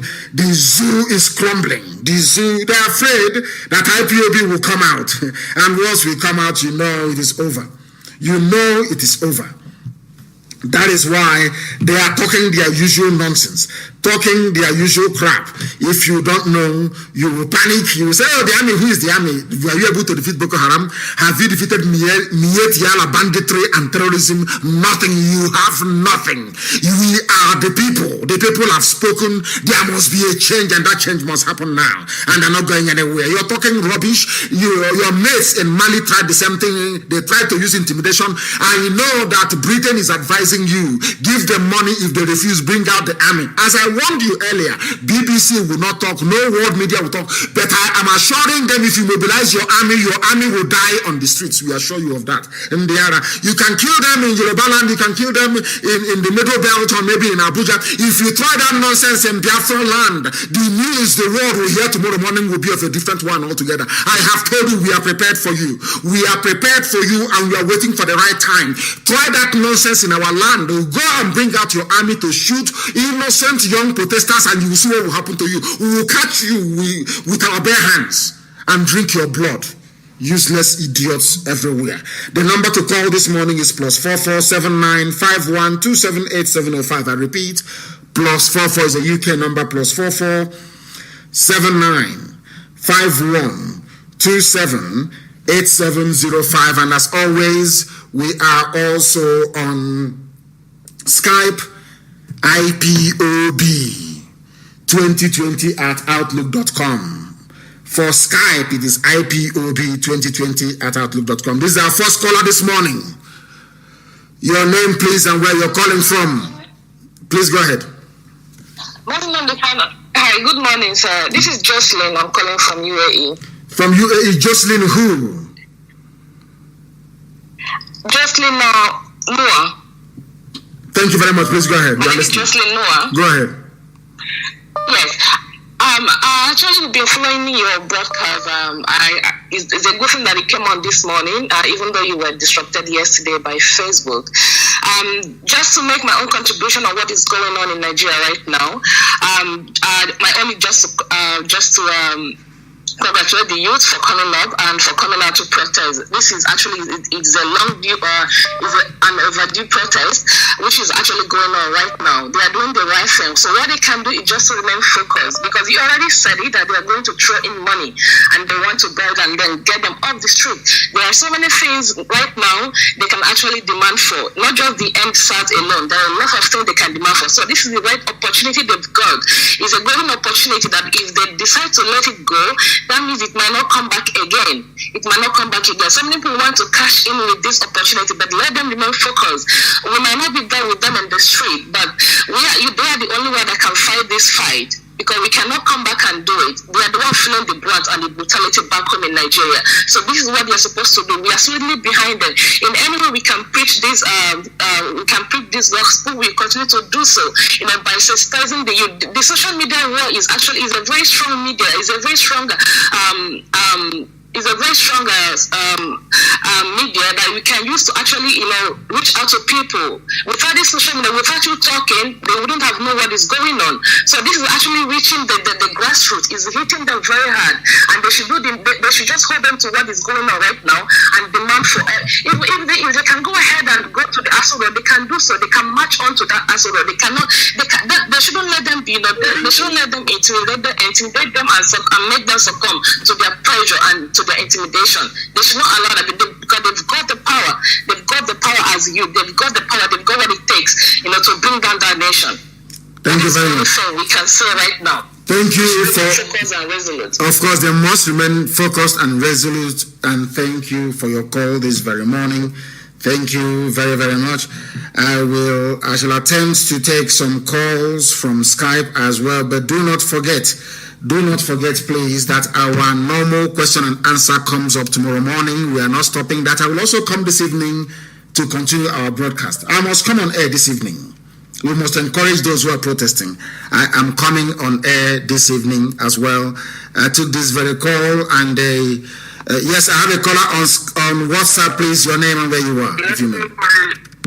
All right. Good afternoon, my leader.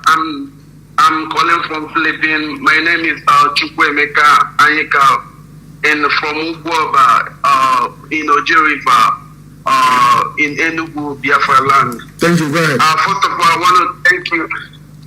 Yeah, first of all, I want to appreciate you, your work you are doing, not just to represent Biafran alone, but African as a whole. And I also want to encourage and applaud those that are doing protests right now.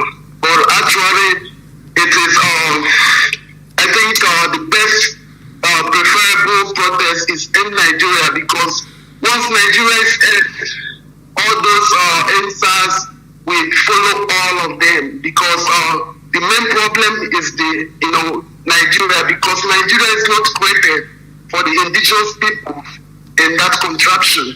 So it's much preferable we end Nigeria so that Nigeria will not end us, because once we end Nigeria, we end everything that is evil within Nigeria, because Nigeria was created by the Britain for their interests, not for the interests of our people. So that's what our people should know.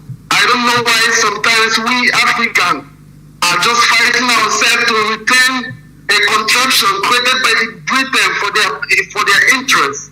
So it bothers me a lot, and I want to encourage those that are doing the protest, and I want to tell them to stay strong, be strong, because we need to end this Nigeria. So my leader, that is what I called, to encourage those that is doing the protest.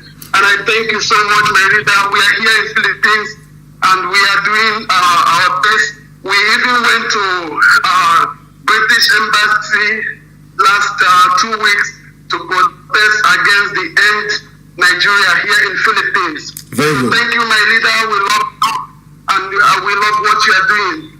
Thank you very much. Thank you very, very much, my dear brother. The callers this morning are superb. Superb. The callers this morning are exceptional, doing very, very well, and I commend each and every one of you. And for some of you who may be lucky, there are some people who may be lucky. If you are, I'll take your call. This is a caller from either Biafra land or the zoo. Where are you calling from, please? Good morning. Good morning to you.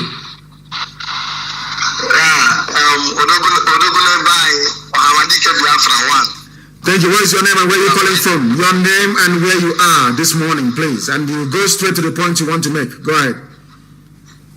My name is Mr. John Obika, and I'm calling from Nigeria right away. I'm calling from Anambra State of Biafran land.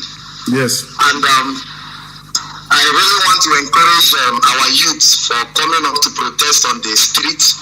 The revolution we are all seeking for is here now, and they should not, we the youth should not be distracted. We should focus on what we are doing right now. And by the grace of God, I see Nigerian resting in peace in the grave where it belongs to. And that is my prayer. So we should all focus. Nigeria is just remaining just a little bit. It will divide, and that is our prayer. You see, so I really want to encourage them. May God bless them, and may God bless you, our leader, Mazi Nnamdi Kanu.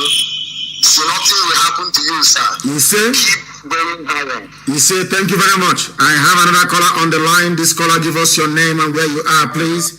This morning we are encouraging those on the ground, bravely bracing every element to protest and register their displeasure with the damnable Zoological Republic. Your name, please, and where you are. Hello, yeah, this is Pascal calling from the United States. Pascal who? What is your father's name? This is Pascal Osega. Pascal who? Osega. Okay, thank you very much, Pascal. Osama, please, thank you very much. Please go ahead. Okay, yeah, I tried with you several times before, but I couldn't get through to you. Regarding what's going on right now in Nigeria, I'm just trying to call. Thank God I'm able to go through tonight. Go ahead. We are listening. The world is listening. Please go ahead. Okay. First thing I want to ask you regarding Biafra. Can you please take off your phone from speaker and talk to me normally, please? Speak to me normally that the world may be able to hear you properly. Speak to me normally and move away from your listening device as well. If you can hear my voice, that means the world is also hearing your voice as well. Please go ahead. Can you hear me, Mark? Yeah, it's better now. Go ahead. Okay. I said I wanted to ask you some few questions regarding Biafra. No, questions will be done tomorrow. Questions will be done tomorrow, but you can ask today anyway. But tomorrow morning, we are still coming on air at 7 a.m. Biafra land time to take your questions. But very, very briefly, please. Today is for those who are coming out bravely to protest on the ground in Nigeria, or across Nigeria. Go ahead. I already made a video regarding to those coming out to protest down in Nigeria. But just this very question I'm going to ask you. Okay, since you said questions going to be asked tomorrow, I'll leave this question for tomorrow. But I just want to appreciate you again for kind of giving us a kind of morale and able to lead us and very brilliantly. And I'll say a very big thank you to that. But tomorrow I'm going to give a call back and regard my questions. Please do that tomorrow. Thank you very much for understanding. I have a caller who happens to be, I believe this caller is on Skype. Please, your name and where you're calling us from. Good morning, sir. I hope you are talking to me, sir. I'm talking to you, ma. Yes, please go ahead. Go ahead. Okay, I am Evangelist Susan Kumokike calling from Umpo. Thank you very much. In fact, I want to thank you for answering the call of Chukwokike Abiyama to lead Biafra out of the contraction. And I want the whole world to hear me this morning. And those who call themselves Nigerians. On the 14th of September 2020, this year, the Spirit of God began to speak to me. He said that Fulanis are the descendants of Cain, who killed his brother at the inception when God created the world in the book of the Bible, Genesis chapter 4. When Cain killed his brother Abel, God cursed Cain and said, "You will be a fugitive and a vagabond in the earth." That is a wonder. Whoever that reads the Bible, go to the Bible and read Genesis chapter 4 from verse 8 to 20. You will see it there. And when God cursed Cain, Cain left the presence of God and started wandering about. And he took a wife and came back.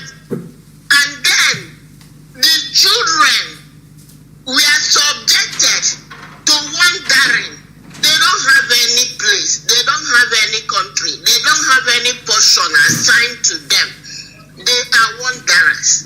And in verse 20 it said that they were moving about with their cattle. So they dwell in tents, in the bushes. They don't dwell in homes. They don't have houses. And those people, as they continued, their generation, their genealogy was no longer mentioned in the Bible. If you go to Genesis chapter 5, verses 1 to 5, you will see. Excuse me, ma. This program this morning is for support for those who are on the ground risking their lives, the brave youths that are across Nigeria, as a matter of fact, and Biafra land for that matter, who are risking their lives. I love what you're saying. The gospel and the teaching you're giving us this morning is very good, but I do promise you, when we come back tomorrow during our question and answer, I will do everything I can to get hold of you, and you shall speak on air again. Thank you very much for that. We want to support the brave young men and women who are out protesting, doing something that nobody has been able to do before. The caller on WhatsApp, can you hear me? Hello. Yes, please. You are not listening. You have not been following us. Once you call this very program, you move away from your listening device, please. Give us your name and where you are, the caller on WhatsApp. Yeah, this is Mr. Ihechi Meredema. I'm calling from Manchester, United Kingdom. Thank you very much. Please go ahead. Yeah, I want you, Mazi, I thank you very much for what you're doing. I've been following you. You've been doing fantastic work. And I want to say, God Almighty that have called you will preserve you and will see you through this struggle in Jesus' name. Yes, and I want to quickly tell you to, as I know that all the youth in Nigeria, most of them are listening and they're hearing your voice. I want you to tell them not to relent and not to also listen to anybody that will come as their leader, because they have no leader. This is a spontaneous action. This is a spontaneous action. There's no leader here. I've seen some freedom fighters or Revolution Now organizers say that some people are becoming billionaires over there by going to negotiate with the powers that be and kill everybody. Tell them that nobody is their leader. Anybody that have gone and collect billions, let them collect it on their own. So they should not listen to anybody. They should do what is right. This is the last opportunity they have to put things right in Nigeria. If they lose this opportunity for another 2 decades or 3 decades, they will continue to wallow in poverty and misery. Please, you should tell them to stand their ground, until they see the end. Of course. Thank you very much and well spoken this morning. That is what we want to hear. Of course, Facebook has cut us off. Facebook. I know Facebook is Facebook have cut us off, but we are continuing. That is what they are doing. That is what they will continue to do. They will cut us off and we shall continue. They cut us off on Facebook and we continue. We are back on Facebook. Tell them, those who are listening, we are on YouTube. We are on IPOB Community Radio. We are on Radio Biafra app. We are on FM. We are on satellite. We are everywhere. So Facebook is wasting their time. I have a caller who happens to be on the line. This caller, give us your name and where you're calling us from.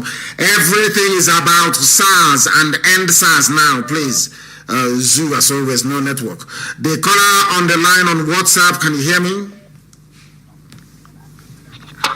Hello, good morning, sir. Good morning to you. Please, your name and where you're calling from. We are back again on my page on Facebook at Mazi Nnamdi Kanu. Please go ahead. Go ahead. Yes, my name is Efshon Enobong. I'm calling from the Zoo Republic of Nigeria. And where are you from? Enobong, where are you from? Where is your village? Where are you from? Wherever you see it. I'm from Uyo Akwa Ibom. Thank you very much. Please go ahead. So my contribution is that whenever you see any Fulani man, you always see them with dagger and sword. In If you see a Fulani man like 5 of them standing or sitting, that means you are seeing 5 dagger, 5 swords. And in the zoo army, they will not do them anything, they will not arrest them. But if they see any Biafra man or Oduduwa man, the whole ordinary cutlass, maybe going to the family in the town, the zoo armies will arrest them and take them to the station, so and beat them and treat them anyhow. But whenever they see any Fulani man, they don't arrest any Fulani man. Fulani is free to move with dagger and sword in the town, in the street, anywhere. And my advice is that when Biafra come, all those things should stop. Of course, it won't happen. You won't have them moving around our land. Once Biafra is here, you won't have them moving around our land. And there's something I want to also point out from what you have said. The reason why some of you are out there protesting is because there is double standard in Nigeria's policing as well. If you are Fulani Janjaweed and you're carrying a knife, you're carrying a sword, you're carrying dagger, nobody disturbs you. But if you're from anywhere else and they find these things on you, SARS will not only arrest you, SARS will kill you, harvest your organs, and render your life of your family, those you've left behind, miserable. I have another caller on WhatsApp. Please give us your name and where you're calling us from. The caller on WhatsApp, can you hear me? Your name and where you're calling from, please. They are not paying attention. A lot of people are listening. Even those who are out to protest, they are listening. But they must understand us. Don't call on video, please. No calls will be taken via video. Audio calls only, please. Audio calls only. Yes, please. The caller on the phone. Hello, my name is Uche Evans from Switzerland. From Switzerland, please go ahead. Okay, please, I have 3 contributions to make. Number 1, I saw a video on YouTube from BV1 channels, a Biafran YouTube. So the Fulani governor was saying there, it was the TV question that a TV channel question they asked him. My sister, I'm going to stop you right there. Stop, please. Stop. Excuse me. I'm going to stop you, my dear sister. That very video you're talking about, we have it. It is everywhere. And I'm going to analyze it tonight. I'm going to broadcast again tonight, 7 p.m. Biafra land time tonight. During that very time, I will also open the lines. I will also make it a question and answer, not question and answer session. I'll make it a live interactive phone-in session as well. We are going to analyze that video. After the analysis, we take calls based on that very video. This very morning, we are taking calls based on what is happening on the ground across Nigeria. People who are protesting very bravely, courageous, heroic men and women out on the streets demonstrating. We want to encourage them. That's what we are discussing this very morning and nothing else. That very video will be analyzed this evening, and I will also take calls on it. Okay, I'm going to call again because I have 3 good contributions to make. I will note that, and this evening you're going to call because I will live again this evening and also live again tomorrow morning. Thank you very much for your call. Let us go, and the calls are plentiful. The caller on WhatsApp, can you hear me? The caller on WhatsApp, can you hear me? The caller on WhatsApp, can you hear me? The caller on WhatsApp, can you hear me for the last time? No, they cannot. They cannot hear me. I don't know, but why can they hear me? It keeps saying Ray Connector. It's the Zoo now. They have maybe jammed their lines. I don't know what is going on. Let us try again. People are calling us from. Can you hear me? The caller on the line, can you hear me? I can hear you very well. I can hear you very well. My name is Mazi Nnamdi Kanu. I'm calling you from Iguacha. From Iguacha? Mazi Nnamdi Kanu. Go ahead, please. You are listening. Yes. Yes, I really thank you for what you're doing. But please, my own contribution to those on ground is that the way to stop treachery is by attacking treachery. Yes. If people go down to collect money and you do not do anything, more people will come up, claim leaders and collect money and reach themselves. Anybody who goes there to collect money on your behalf, to claim that they are your leaders, catch that person and tear him to pieces. Then by so doing, you will stop other people from going there to claim your leaders and collect money. That is what I'm suggesting. Those who are protesting, there are no jobs. I am a graduate. We have about in our house. There is no job. Nobody is working. Everybody is suffering. There are no jobs. There are no roads. Even that money they are planning to give you, if you collect that money and buy iPhone or buy anything better or better your life, that's what will still kill you. The reason why that kills people is because they say expensive things from them. So all those people that are going to collect money come out and tell you that you people should stop, they should draw a line and all. Draw the line on their heads. And if those Fulani 1,500 people come again to attack you, you people should beat and they should kill them. Kill them. Enough of this nonsense. They won't come again. Kill them, enough of this. If they come to attack any person, kill them, they will not come again. And once they bring out the army, then IPOB will come out and meet them. The reason why they are getting away with all this nonsense is just simple because we have been doing nothing. If you push, if they come with those their stick, catch them, collect their stick from them, and use that stick to kill them, and let all this. If they going to sink once and let us all die and rest, what kind of nonsense is this? I love you, my dear brother. When people speak like this, I fall in love with them. I'm telling you the truth. I fall in love with them. Somebody is coming to disrupt a peaceful protest. You kill the idiot there and then, and others will stop. Somebody goes and takes money from their billionaires and their governors. You make a mincemeat of that person, so others will stop going. Black people, I don't know what is. I have no idea. Even our lines are jammed. I don't even believe that even ordinary. I wouldn't say ordinary. That Android can even be jammed, but it's jammed this very morning. Let me go and see if I can take a call. The calls are too plentiful. The calls are too plentiful, way too plentiful. Oh my goodness. The systems can't even cope anymore with it. And I'm very glad. It makes me glad. I am very, very glad about this. Very, very glad. We are taking your calls this morning, please. We are. My dear brother, give us your name and where you are calling us from. If I can get your speaker to work, because our lines are crashing this morning. Too many calls, way too many calls, way too many. The calls are endless. And we expect it because the whole world is listening. Yes, please, my dear brother, give us your name and where you're calling from, please, if you may. My name is Ubon Etim. I'm calling from Lagos, Nigeria. Ubon Etim, please hold on. I want to get you. Please, can people who are calling, some of you should please try and stop. It is too much. The calls are just too plentiful. Just wait, and hear somebody. We want to hear Etim speak. I don't know why everybody is calling and you're jamming up the whole line. The whole line is jammed. Etim, can you hear me? Yes, please. I can hear you very well. Etim, please go ahead. My able leader, we are all out here in Lagos State. Wonderful. Nothing will happen. No intimidation will make us to go back. Wonderful. We are ready for these old tackles. We are ready for these useless men. Useless and failed men, failed elders, my foot, failed people. Who have finished our father's future, who are ready and bound to finish our own future. We are ready for them. Let them bribe whoever they want to bribe. And we want to tell them, because you've opened our eyes. We've known a lot of things. I want to tell you that people that listen to you via IPOB app is even more than people that listen to you on Facebook. So don't panic whether they drop it. When you left, I was still listening to you. I was telling my wife that I'm still listening to you. Can you hear me, sir?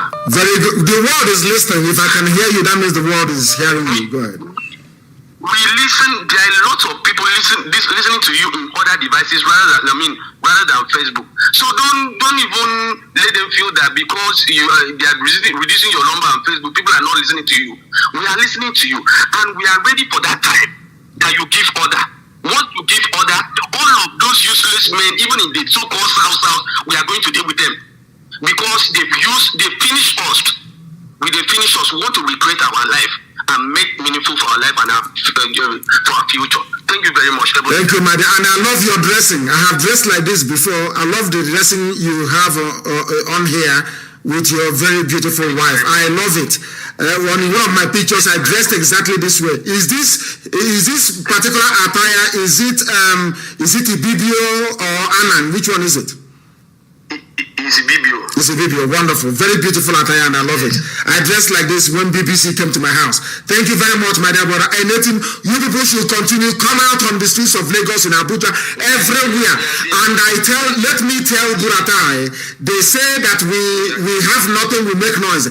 I want Buratai to mobilize the army against the protesters. I will give the order to volunteer command tonight, and the world will hear the news tomorrow. If they think they cannot die, let the army attack the protesters and thunder will fire them. Thank you very much. People must be very strong and resolute. Very, very strong and resolute. Etim, thank you very much for that very call. He dressed so well. I love his picture. The picture on his WhatsApp is amazing. The way he's dressed is Ibibio traditional dress. It's absolutely beautiful. The caller on the line, can you hear me? I have a caller on. The calls are just unbelievable. Can you please hear me? The caller on WhatsApp, can you hear me? Yes, sir. My name is Okoro Mechinedu. I'm calling from Cambodia. From Cambodia. Thank you very much. The world is listening. Please go ahead. Yes, sir. Thank you very much for your work. Good work you've been doing. I've been following you for a very long time. Ever since I've been following you, I've been learning so much from you. And this particular thing happening in Nigeria, I'm very, very supportive of it. And they should grow more by saying, end Nigeria. Nigeria needs to be end, not end SARS. SARS is not the main problem we have now in Nigeria. The problem we have now is bad government and evil that is happening in that country need to be ended. So this is what the only thing I have to say now, and I have to commend you for your good work, sir. You are doing very well, and the God will continue guiding and blessing you and your family. Thank you very much. Thank you very much for your call. And I want them to understand that this is IPOB generation. Every youth who is coming out now to protest, if you ask all of them, they will tell you that they got their training, their orientation and sensitization by listening to Radio Biafra. And regardless of where you are, if you are participating in this very protest, you are also one of us, because you hate injustice and you hate evil. I have a caller on the line. This caller, can you hear me? Your name and where you are, please. Good morning, Odisi. Good morning to you. Your name and where you are, please, and you go straight to the point. Okay, I'm from Anthony Anos here. It's in Germany, Akpo.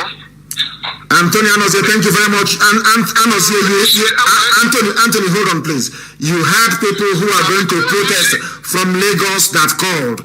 They will not understand what you're saying. Not many of them will. Please speak, even if it is broken English, that they may hear you, because people who are attending protest this morning are listening to Radio Biafra. Please go ahead.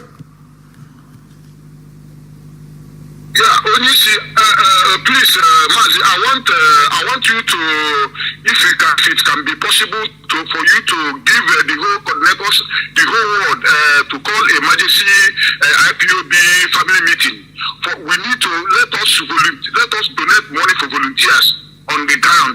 We need to give money to volunteers. We need to equip them.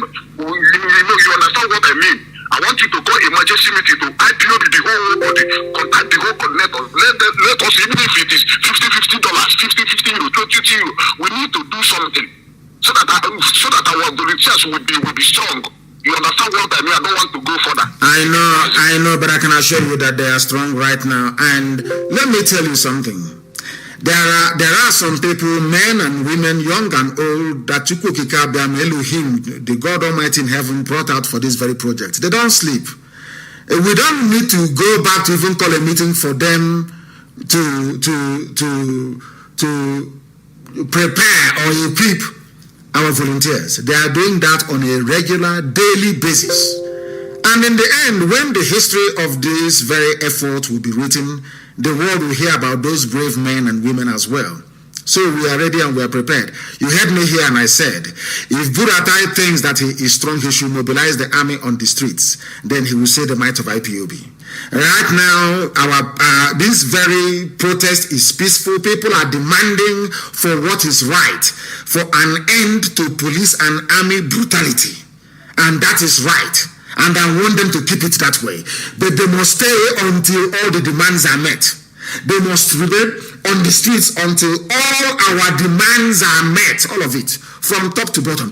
Because the demands of these young people who are asking for end to SARS is what everybody wants. The thing about common sense is that when you're asking for something that resonates, everybody will identify with it.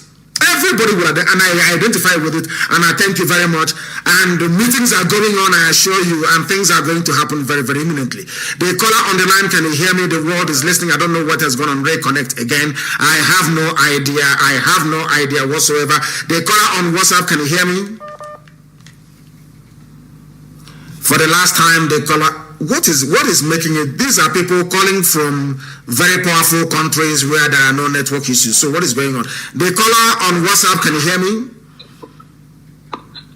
Yes, sir. My name is Elvis Ololo. I'm calling from Berlin, Germany. Thank you very much. Elvis, where are you from?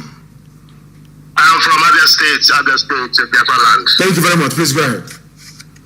Sir, I'm very happy to get to you. I have been trying to get to you, but thank God I get you today. So let me go straight to why I'm calling. My suggestion is this. First of all, thank the whole people that came out on the streets. I have been broadcasting on Facebook and Instagram, trying to broadcast everything so that the whole world will see what is happening in this our useless government that is just treating us and maltreating us every day. So my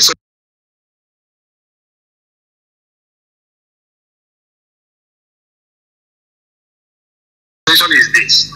Is it possible from your command that you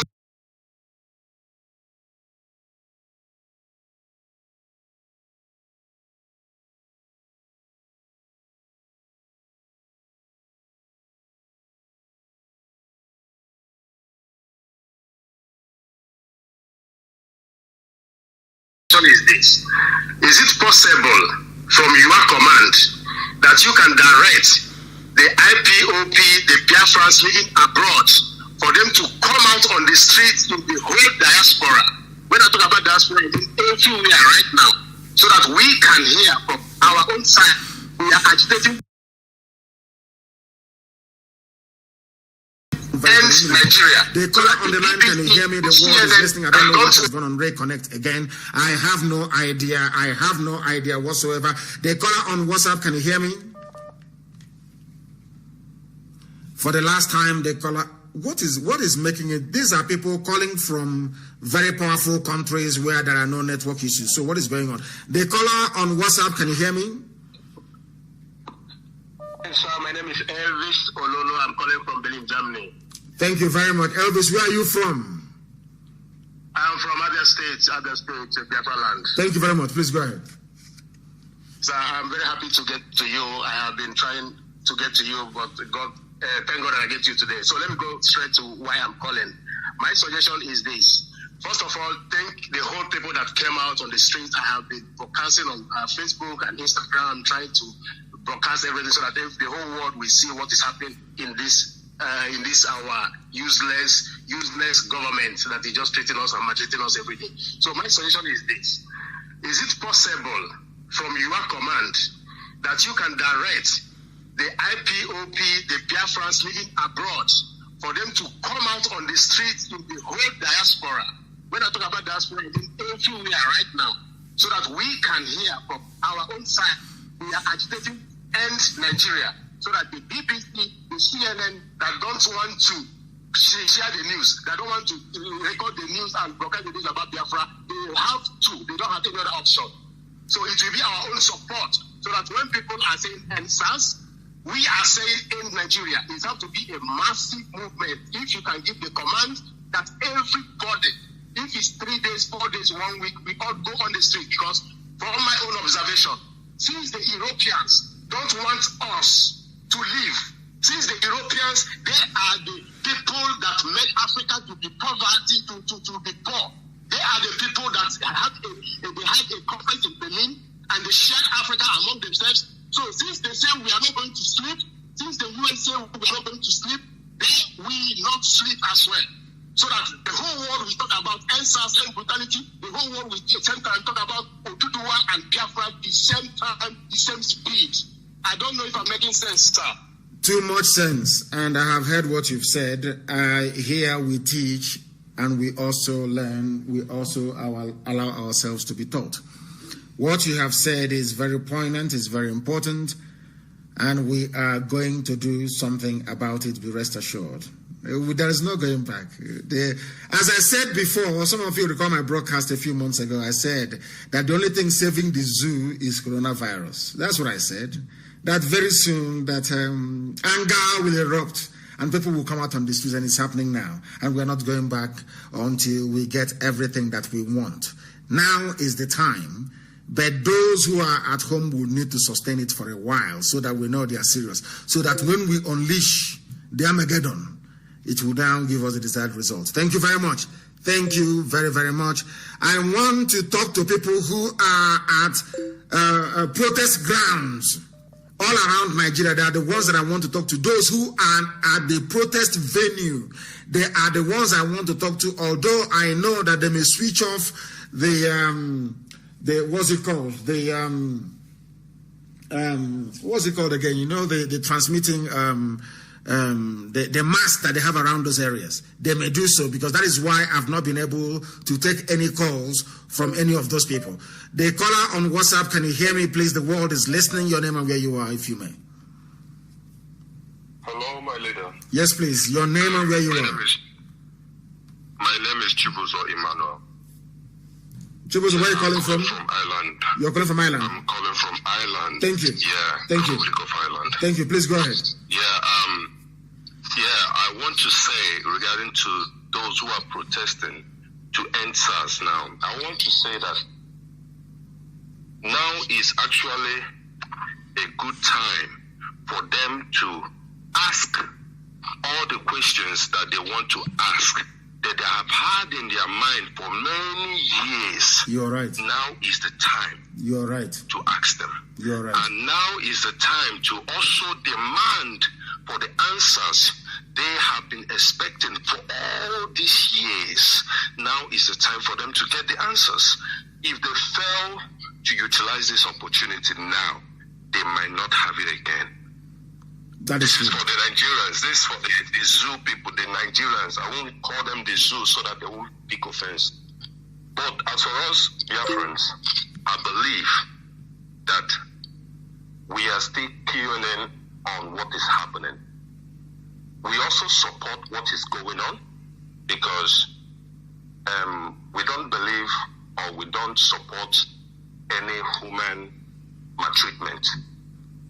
It doesn't matter if it's if it's happening in Arewa or Oduduwa or Biafra, or as long as it affects human beings, we don't support that. I'm an Igbo person. We don't support that where I come from. I grew up in Aba. Yeah, I'm from Enugu. I am I'm a true son of the soil. I know exactly what our people values and what we don't value. We don't condone killing of human beings. It's not good. Mado. We don't condone that. The beauty of life. We don't condone killing. Yes, Mado. It actually means the beauty of life. The beauty of life itself. No other. I've checked other tribes. I hear Hausa very well. I check and I keep asking questions. Even the Europeans, the people, the white people I meet here, I keep asking them to explain to me what is human being, what does it mean in their language. And each time they tell me it doesn't mean the same thing. It doesn't mean anything. A human being is just a living species. A living species. That's the meaning of a human being. They will just tell me, human being is a human being now. And I would say no, but in my place, it means the beauties of life. The beauty of life. Even the dog has life. Chicken has life. Please, my dear brother, I'm sorry to interrupt, please. There is a news that is breaking, please. there are protesters who slept on Lekki toll gate. And what we should be talking about is making sure that those people are properly fed on the ground. If you're driving around Lekki, please just don't drive past. This is how it is normally done elsewhere in the world. Buy bread, buy pure water, get them chewing stick, anything at all. We must sustain them. If you have people protesting around your area, you must feed them, please. Get whatever you have and feed those people. Give them food, give them water, sustain them. They are fighting for a better tomorrow. They are fighting for your children. They are fighting for your grandchildren. I commend those who slept at Lekki Tollgate, and I am also instructing our people all across Lagos to make sure that these people are fed. If you're a bakery owner, make sure you bake more than usual. If you're a restaurateur, please make sure you cook more food than usual, because these people will need to be fed. You must feed. An army marches on its stomach. They are not an army yet, of course, but we must feed these protesters. The Vanguard, I just saw it now, that some people slept on Lekki Bridge. They must be fed. They must be fed. This is time to show acts of kindness to anybody, any young person you see around you who is protesting. That person is a hero, and they must be treated as such. Thank you very much, my dear brother. Thank you very much for calling. Have you made your point? Please go ahead. No. I am going to take another call, please. We must feed those who are out on the streets. They must be fed, please. Those who slept on Lekki Bridge, they must be taken care of, and they must be looked after, please. Very, very important. That is how it is done everywhere else in the world. Those coming out in Abuja, those coming out in Lagos, those coming out elsewhere in Iguacha, they must be fed, please. Try and feed them. Extend kindness to these people. It is very, very important. The caller on the line, can you hear me? We are live and direct, and the world is listening. Yeah, good morning. Good morning to you. My name is Joseph Ogaga. I'm calling you from Delta State, beside Urobo. Urobo, thank you very much. And I like what you are doing. I like what you are doing. You are doing a good work. This morning I went to a house. I'm not IPOB member. I don't believe in Biafra, but I went to a house this morning. A police DPO. I went there. Is my very good closet person to me. He called me. I went there this morning. I went there because of discussing some issue, but from there he said one word.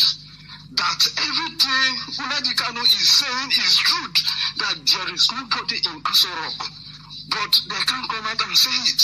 A DPO, hold on a second. Hold on. We want to understand something. A DPO said this to you when? When did they say this to you? When? This morning.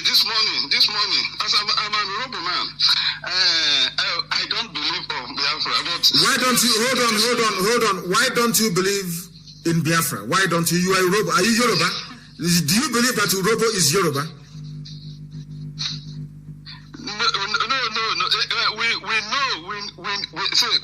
that if Biafran happen, Urobo will follow, because when the children of Israel want to leave the Egypt, not all of them agree to. Not all of them agree, but at the end they enter the promised land.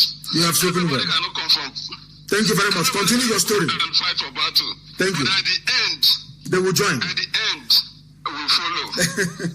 Everybody cannot come out. I know. But the man said this word. But what thing I want to say now is that I see people, mostly Igbo people, in Facebook talking about this, abusing what you are doing. I told my wife, I see these people. See these people, they know what they are doing. See what they are saying. I told my wife, see what these people are saying. Your brother is fighting a good thing. In my community, I have 88. We have 88 all-year wells in the community. Go there, people cannot eat. People can. If people do not go to find, they can't eat. They don't to show about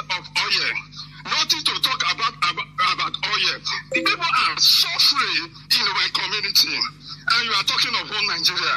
What are you achieving in one Nigeria? Those that campaigning for one Nigeria. Go to my community. Oh, my dear brother, we are suffering. We are suffering. All of us are suffering. At the end, I think the other day I was watching Rose TV in my house. A man came, said, the man was, he put on white and white. There was a interviewing the man. The man was measure Midwest region, Western region. I said, what this man is saying? Now you are in London. Our people are dying hungry here. Our people cannot eat. You are in London enjoying yourself. Do you think that everybody, you don't know how many people are ready to move for London in my place, but they don't have anybody to sponsor them? Even to finish this school is a problem. Even food, people break can to eat gari, to eat dry gari. People cannot eat a pot of soup here. A manage a pot of soup is 5,000, and for you to get 5,000 in Nigeria is a problem. And the country to disappear now. This revelation, this protest, and this has not when let me say that is the starting. That the DPO make me understand that I think it's the right time for Nigeria to disappear. Hold on. DPO said, where is this DPO from? Somebody asked me on Facebook. I should ask you, where is he from? The DPO is an Akwa Ibom man. Akwa Ibom man. DPO. Yes, Akwa Ibom man. DPO is from Akwa Ibom man. Thank you very much. From how do you call it? Etumogbo area. Etumogbo area. Okay. What did he say? Tell you. People want you to finish that story. What did this DPO tell you? When I went there this morning, my point, we will discuss issue. I said, okay, so I should come and collect the something. When I get there was showing the protest about what is going on.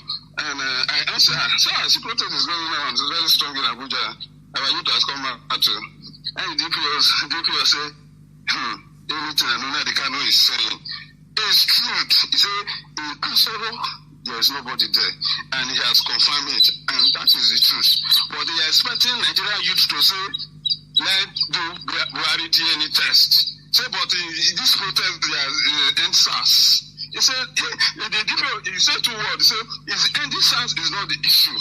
The food police force should be destroyed. If the DPO saying things that he will not say as a DPO. A DPO, but because he's saying it because he's a Biafran. Because there is one thing about us, no matter how bad we are, once we see the truth, we recognize it. That is one thing about it. That is why I put my life on the line for Biafrans. There is something about Biafrans that nobody can remove, including yourself. At the end of the day, no matter how they feel or what they think, there is a goodness in them that when they see the truth, they recognize it. They may not recognize it in the open. When they go back to their houses, they see their wives, they see their children, they say, oh, what that man is saying is the truth, not minding my position. That is one thing that Biafrans have, and that is why I know that this very effort to free our people can be sustained and will be sustained. In your village in Urobo, there are 88 oil wells, yet people drink gari and go to sleep. They will have in Uzere, even on my mother's side, Otu Jarame himself. Ujare. You can't one agent from Ojare Voton and you want to what I protest a wolf. What Brenway as a you can't one support a free donor. IPC is a continent. I say continent, a continent. Obasanya, Ogano, slave no Janagano, Ojana Wanenya, if Oyorini, Biafra, Ojauto, because the DPO also say on that wall, he make another statement that make me also afraid. He said we should pray. It's gonna drop faith. It's a program. So there is a very bad plan that is on ground. I know. Tell him, don't say anymore. We know all of that. We know that once Trump fails, that the Satanists will unleash their hell against Biafra. I do not listen to Radio Biafra, but as this man made this comment, a DPO is an Akwa Ibom man. I said, okay, let me do for the amp and download it. Thank you very much, my dear brother. He doesn't believe in what we are doing until a DPO told him that everything we say on Radio Biafra is the truth. What the DPO is saying to him, that the catalyst for this very protest is everything that Nnamdi Kanu has been saying. People have now gone back home. After peeling away all the layers, they say I insult them. After taking away all the insults, they have seen that what I'm saying is the truth. And people have come out on the streets, and I cannot commend them. You don't know how much I love these youths. You don't know. If there is any other name apart from Nigeria, I would have embraced it. I'm telling you the truth. I love them, all of them from Ududuwa, those of them from the Middle Belt. They are brave. They are brave. They are brave. I cannot praise them enough. If they can sustain it, that is only 4 more weeks. You see, all your problems will be over in only 4 weeks' time. I told you that something will happen this year. 4 more weeks. Sustain this campaign for only 4 more weeks. And all those skyscrapers you want to see, all those canals you want to see, the beautiful bridges, you will see it in your time. Your children will see it. History will report that you were amongst those that made it possible. 4 more weeks is all I'm asking for. Sustain this thing for only 4 more weeks, and then it is over. It's over. The caller on the I want to close the program this morning, but it's becoming very sweet. We have defeated all our enemies. The caller on the line, can you hear me? Yes, my leader. Good evening from here. I hope I'm coming out clear. The world is listening to you, including Yusuf Mohammed Abubakar in Asarok. Please go ahead. My name is Seriman Pastor Chris Wise. I'm calling you from the Kingdom of Cambodia. Despite the trials of the enemies, winning is always our watchword. Yes. So I just want to say a very big thank you, because you always said in this very adage that of course. I just want to thank you because the many people are saying that what IPOBs are doing has no effect, that he is in London commanding people on ground, and that he should come down, he should do this. Now he's telling on them one after the other, because we are not smiling and we are not joking.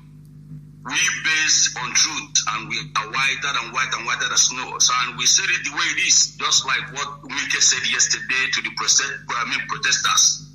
They don't hide. We don't hide things. We don't even politicize. We don't sugarcoat. We don't paint words. So I am encouraging those people that are doing the needful to continue, because consistency is the key word. Because you don't just go and shake the beehive and run away. When you run away, they will still get back again and gather with their evil intentions and ulterior motives. You continue with every means, either to burn smokes and to do things you need ought to do to make sure that the beehives are being scattered. So what am I trying to say right now is that I am thanking them. And at the same time, I want to bring to your notice our leader. I don't know. There is this very lady that was attacked. She's a Biafran that used to sing. Don't worry about that. We are dealing with it. Don't worry about that. I don't want to say what we're going to do on air. We are dealing with it. Yeah. Okay. Thank you very much. And I thank you, because what they are trying to do right now is to try your command. And that very command right now will unleash mayhem. So that which they are looking for. Let them just close the internet, and they will see what the I am praying for them to close the internet. I am praying for them to mobilize their army, and the zoo will fall within 48 hours. It will fall. Let me tell people something they don't understand about the zoo, the psyche of the people, the colonial masters, the neo-colonialists, and all the leeches and parasites that feed off the zoo. You must have a reason for doing anything you want to do. You must have a reason. The world must see the zoo for what it is. You don't preempt it. You don't start it. They must see it. Now they know that SARS is very bad. Very soon they will understand that the zoo itself is very bad. If you go after the zoo, nobody will talk to you about it. We know what we are doing. People sometimes don't understand that there is a method in our madness. We know what we are doing. We know when to move. We know when to stop. We know when to go sideways. We know when to go backwards. And we know when to go forward. That is something they must understand. I have another caller on the line. This caller, can you hear me, please? Can you hear me? No, they cannot hear me. The calls are enormous. And when people calling us from the protest center, the caller, can you hear me? Turn your system down. And tomorrow, every protest that people are going to, they should go with loudspeakers. We will be live on air tomorrow morning as well, broadcasting at the venue of all the protests, educating our people and letting them understand why the protest must continue. Give us your name and where you're calling us from, please. I can hear you. Good morning, my director. Good morning to you. Good morning to you. My name is Alex Okonkwo. I'm calling from Biafran. Thank you. Go ahead. Okay, my director, I would like to first of all encourage all our youths for the courage they exercise in doing the protest, and I also want to suggest something. I don't know what it looks like. I think this is the right time. I think the Biafrans all over the world, the Biafrans in the United States, the Biafrans in London, they should also start a protest and try to cluster and shut down the state capitals of the world. I think White House should be clustered. London State House should be clustered.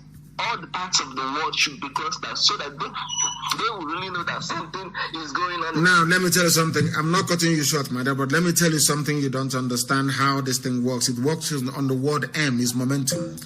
Once people at home can prove that they can sustain it, the key word here is sustenance. Can they sustain it at home? If they can sustain it, then it makes the life of those in the diaspora very, very easy. People in the diaspora can then push it over the line.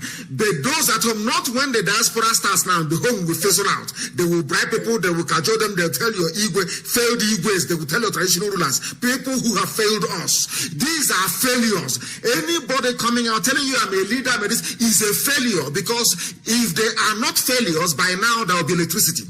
By now there will be employment. By now there will be good roads. By now there will be decent hospitals. None of this thing is existing. Therefore, anybody coming and telling I'm an elder is a very foolish, stupid elder that knows nothing. Diaspora will come out, but only when those at home can prove that they can sustain this very effort. Very, very simple and very, very straightforward. I thank you for your call, and I thank everybody else for having contributed. We are coming back tonight, please. 7 p.m., go and announce it. 7 p.m. Biafra land tonight. We are coming back live on air. Tomorrow morning we'll be live on air. We are going to sustain this very pressure. Once they can last for 4 weeks, only 4 weeks, oh my God, their lives will change forever and ever. That is the thing about this type of protest. People must gather and must stay outside and must continue to protest. Once that happens, 4 weeks, we will give the order. The whole world will come out, and then things will happen this year, as I told you it was going to happen. Now, please, I beg of you, make sure, listen carefully to me, please. The lines will be open. If we didn't take your call now, I'll take your call in the evening, please. Now, listen very carefully. What you must do this evening, go and download IPOB Community Radio, very, very important. Go and download Radio Biafra, very, very important. I want the link to the YouTube to be circulated because Facebook will mess up this evening as always. People are going to listen via other platforms, very, very critical, very, very important. If you're at home, go and buy a simple, strong decoder, satellite decoder, strong. You will get Biafra there as well. And I'm also asking you, Wala, to make sure that every link available through which people in the diaspora can listen to us on their internet television should be made available today. We want to make every platform available to our people tonight. because I will be on air. We are going to be on air for 3 hours. I will only preach for 1 hour tonight, and for 2 hours we will take your calls. And we want those who visited every protest venue to be able to call this evening. I will provide a special number for them live on air for those who are at the venue of the protest to be able to call. The same thing we're going to do tomorrow morning. The zoo is in very serious trouble, and I can assure you it is crumbling. I thank you all very much for listening this morning. We are going to reconvene this evening, 7 p.m. Biafra land time. From me, from here, and with every love in my heart, it is good morning and happy protesting.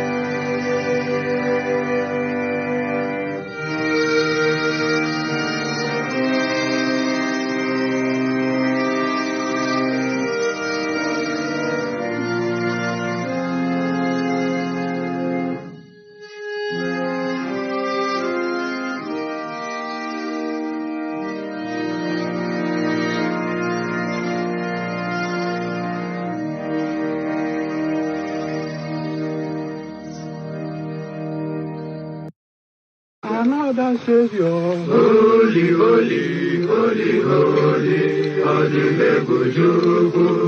Another Savior, holy, holy, holy, holy, Adimebujuku.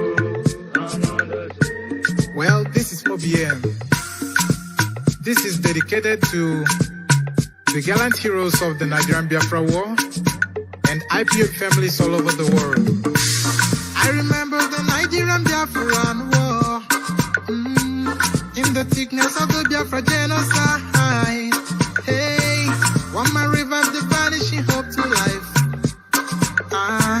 Let the great Biafran army to fight, and they were singing out, holy, holy, holy, holy, is another Savior. They were singing out, holy, holy, holy, holy,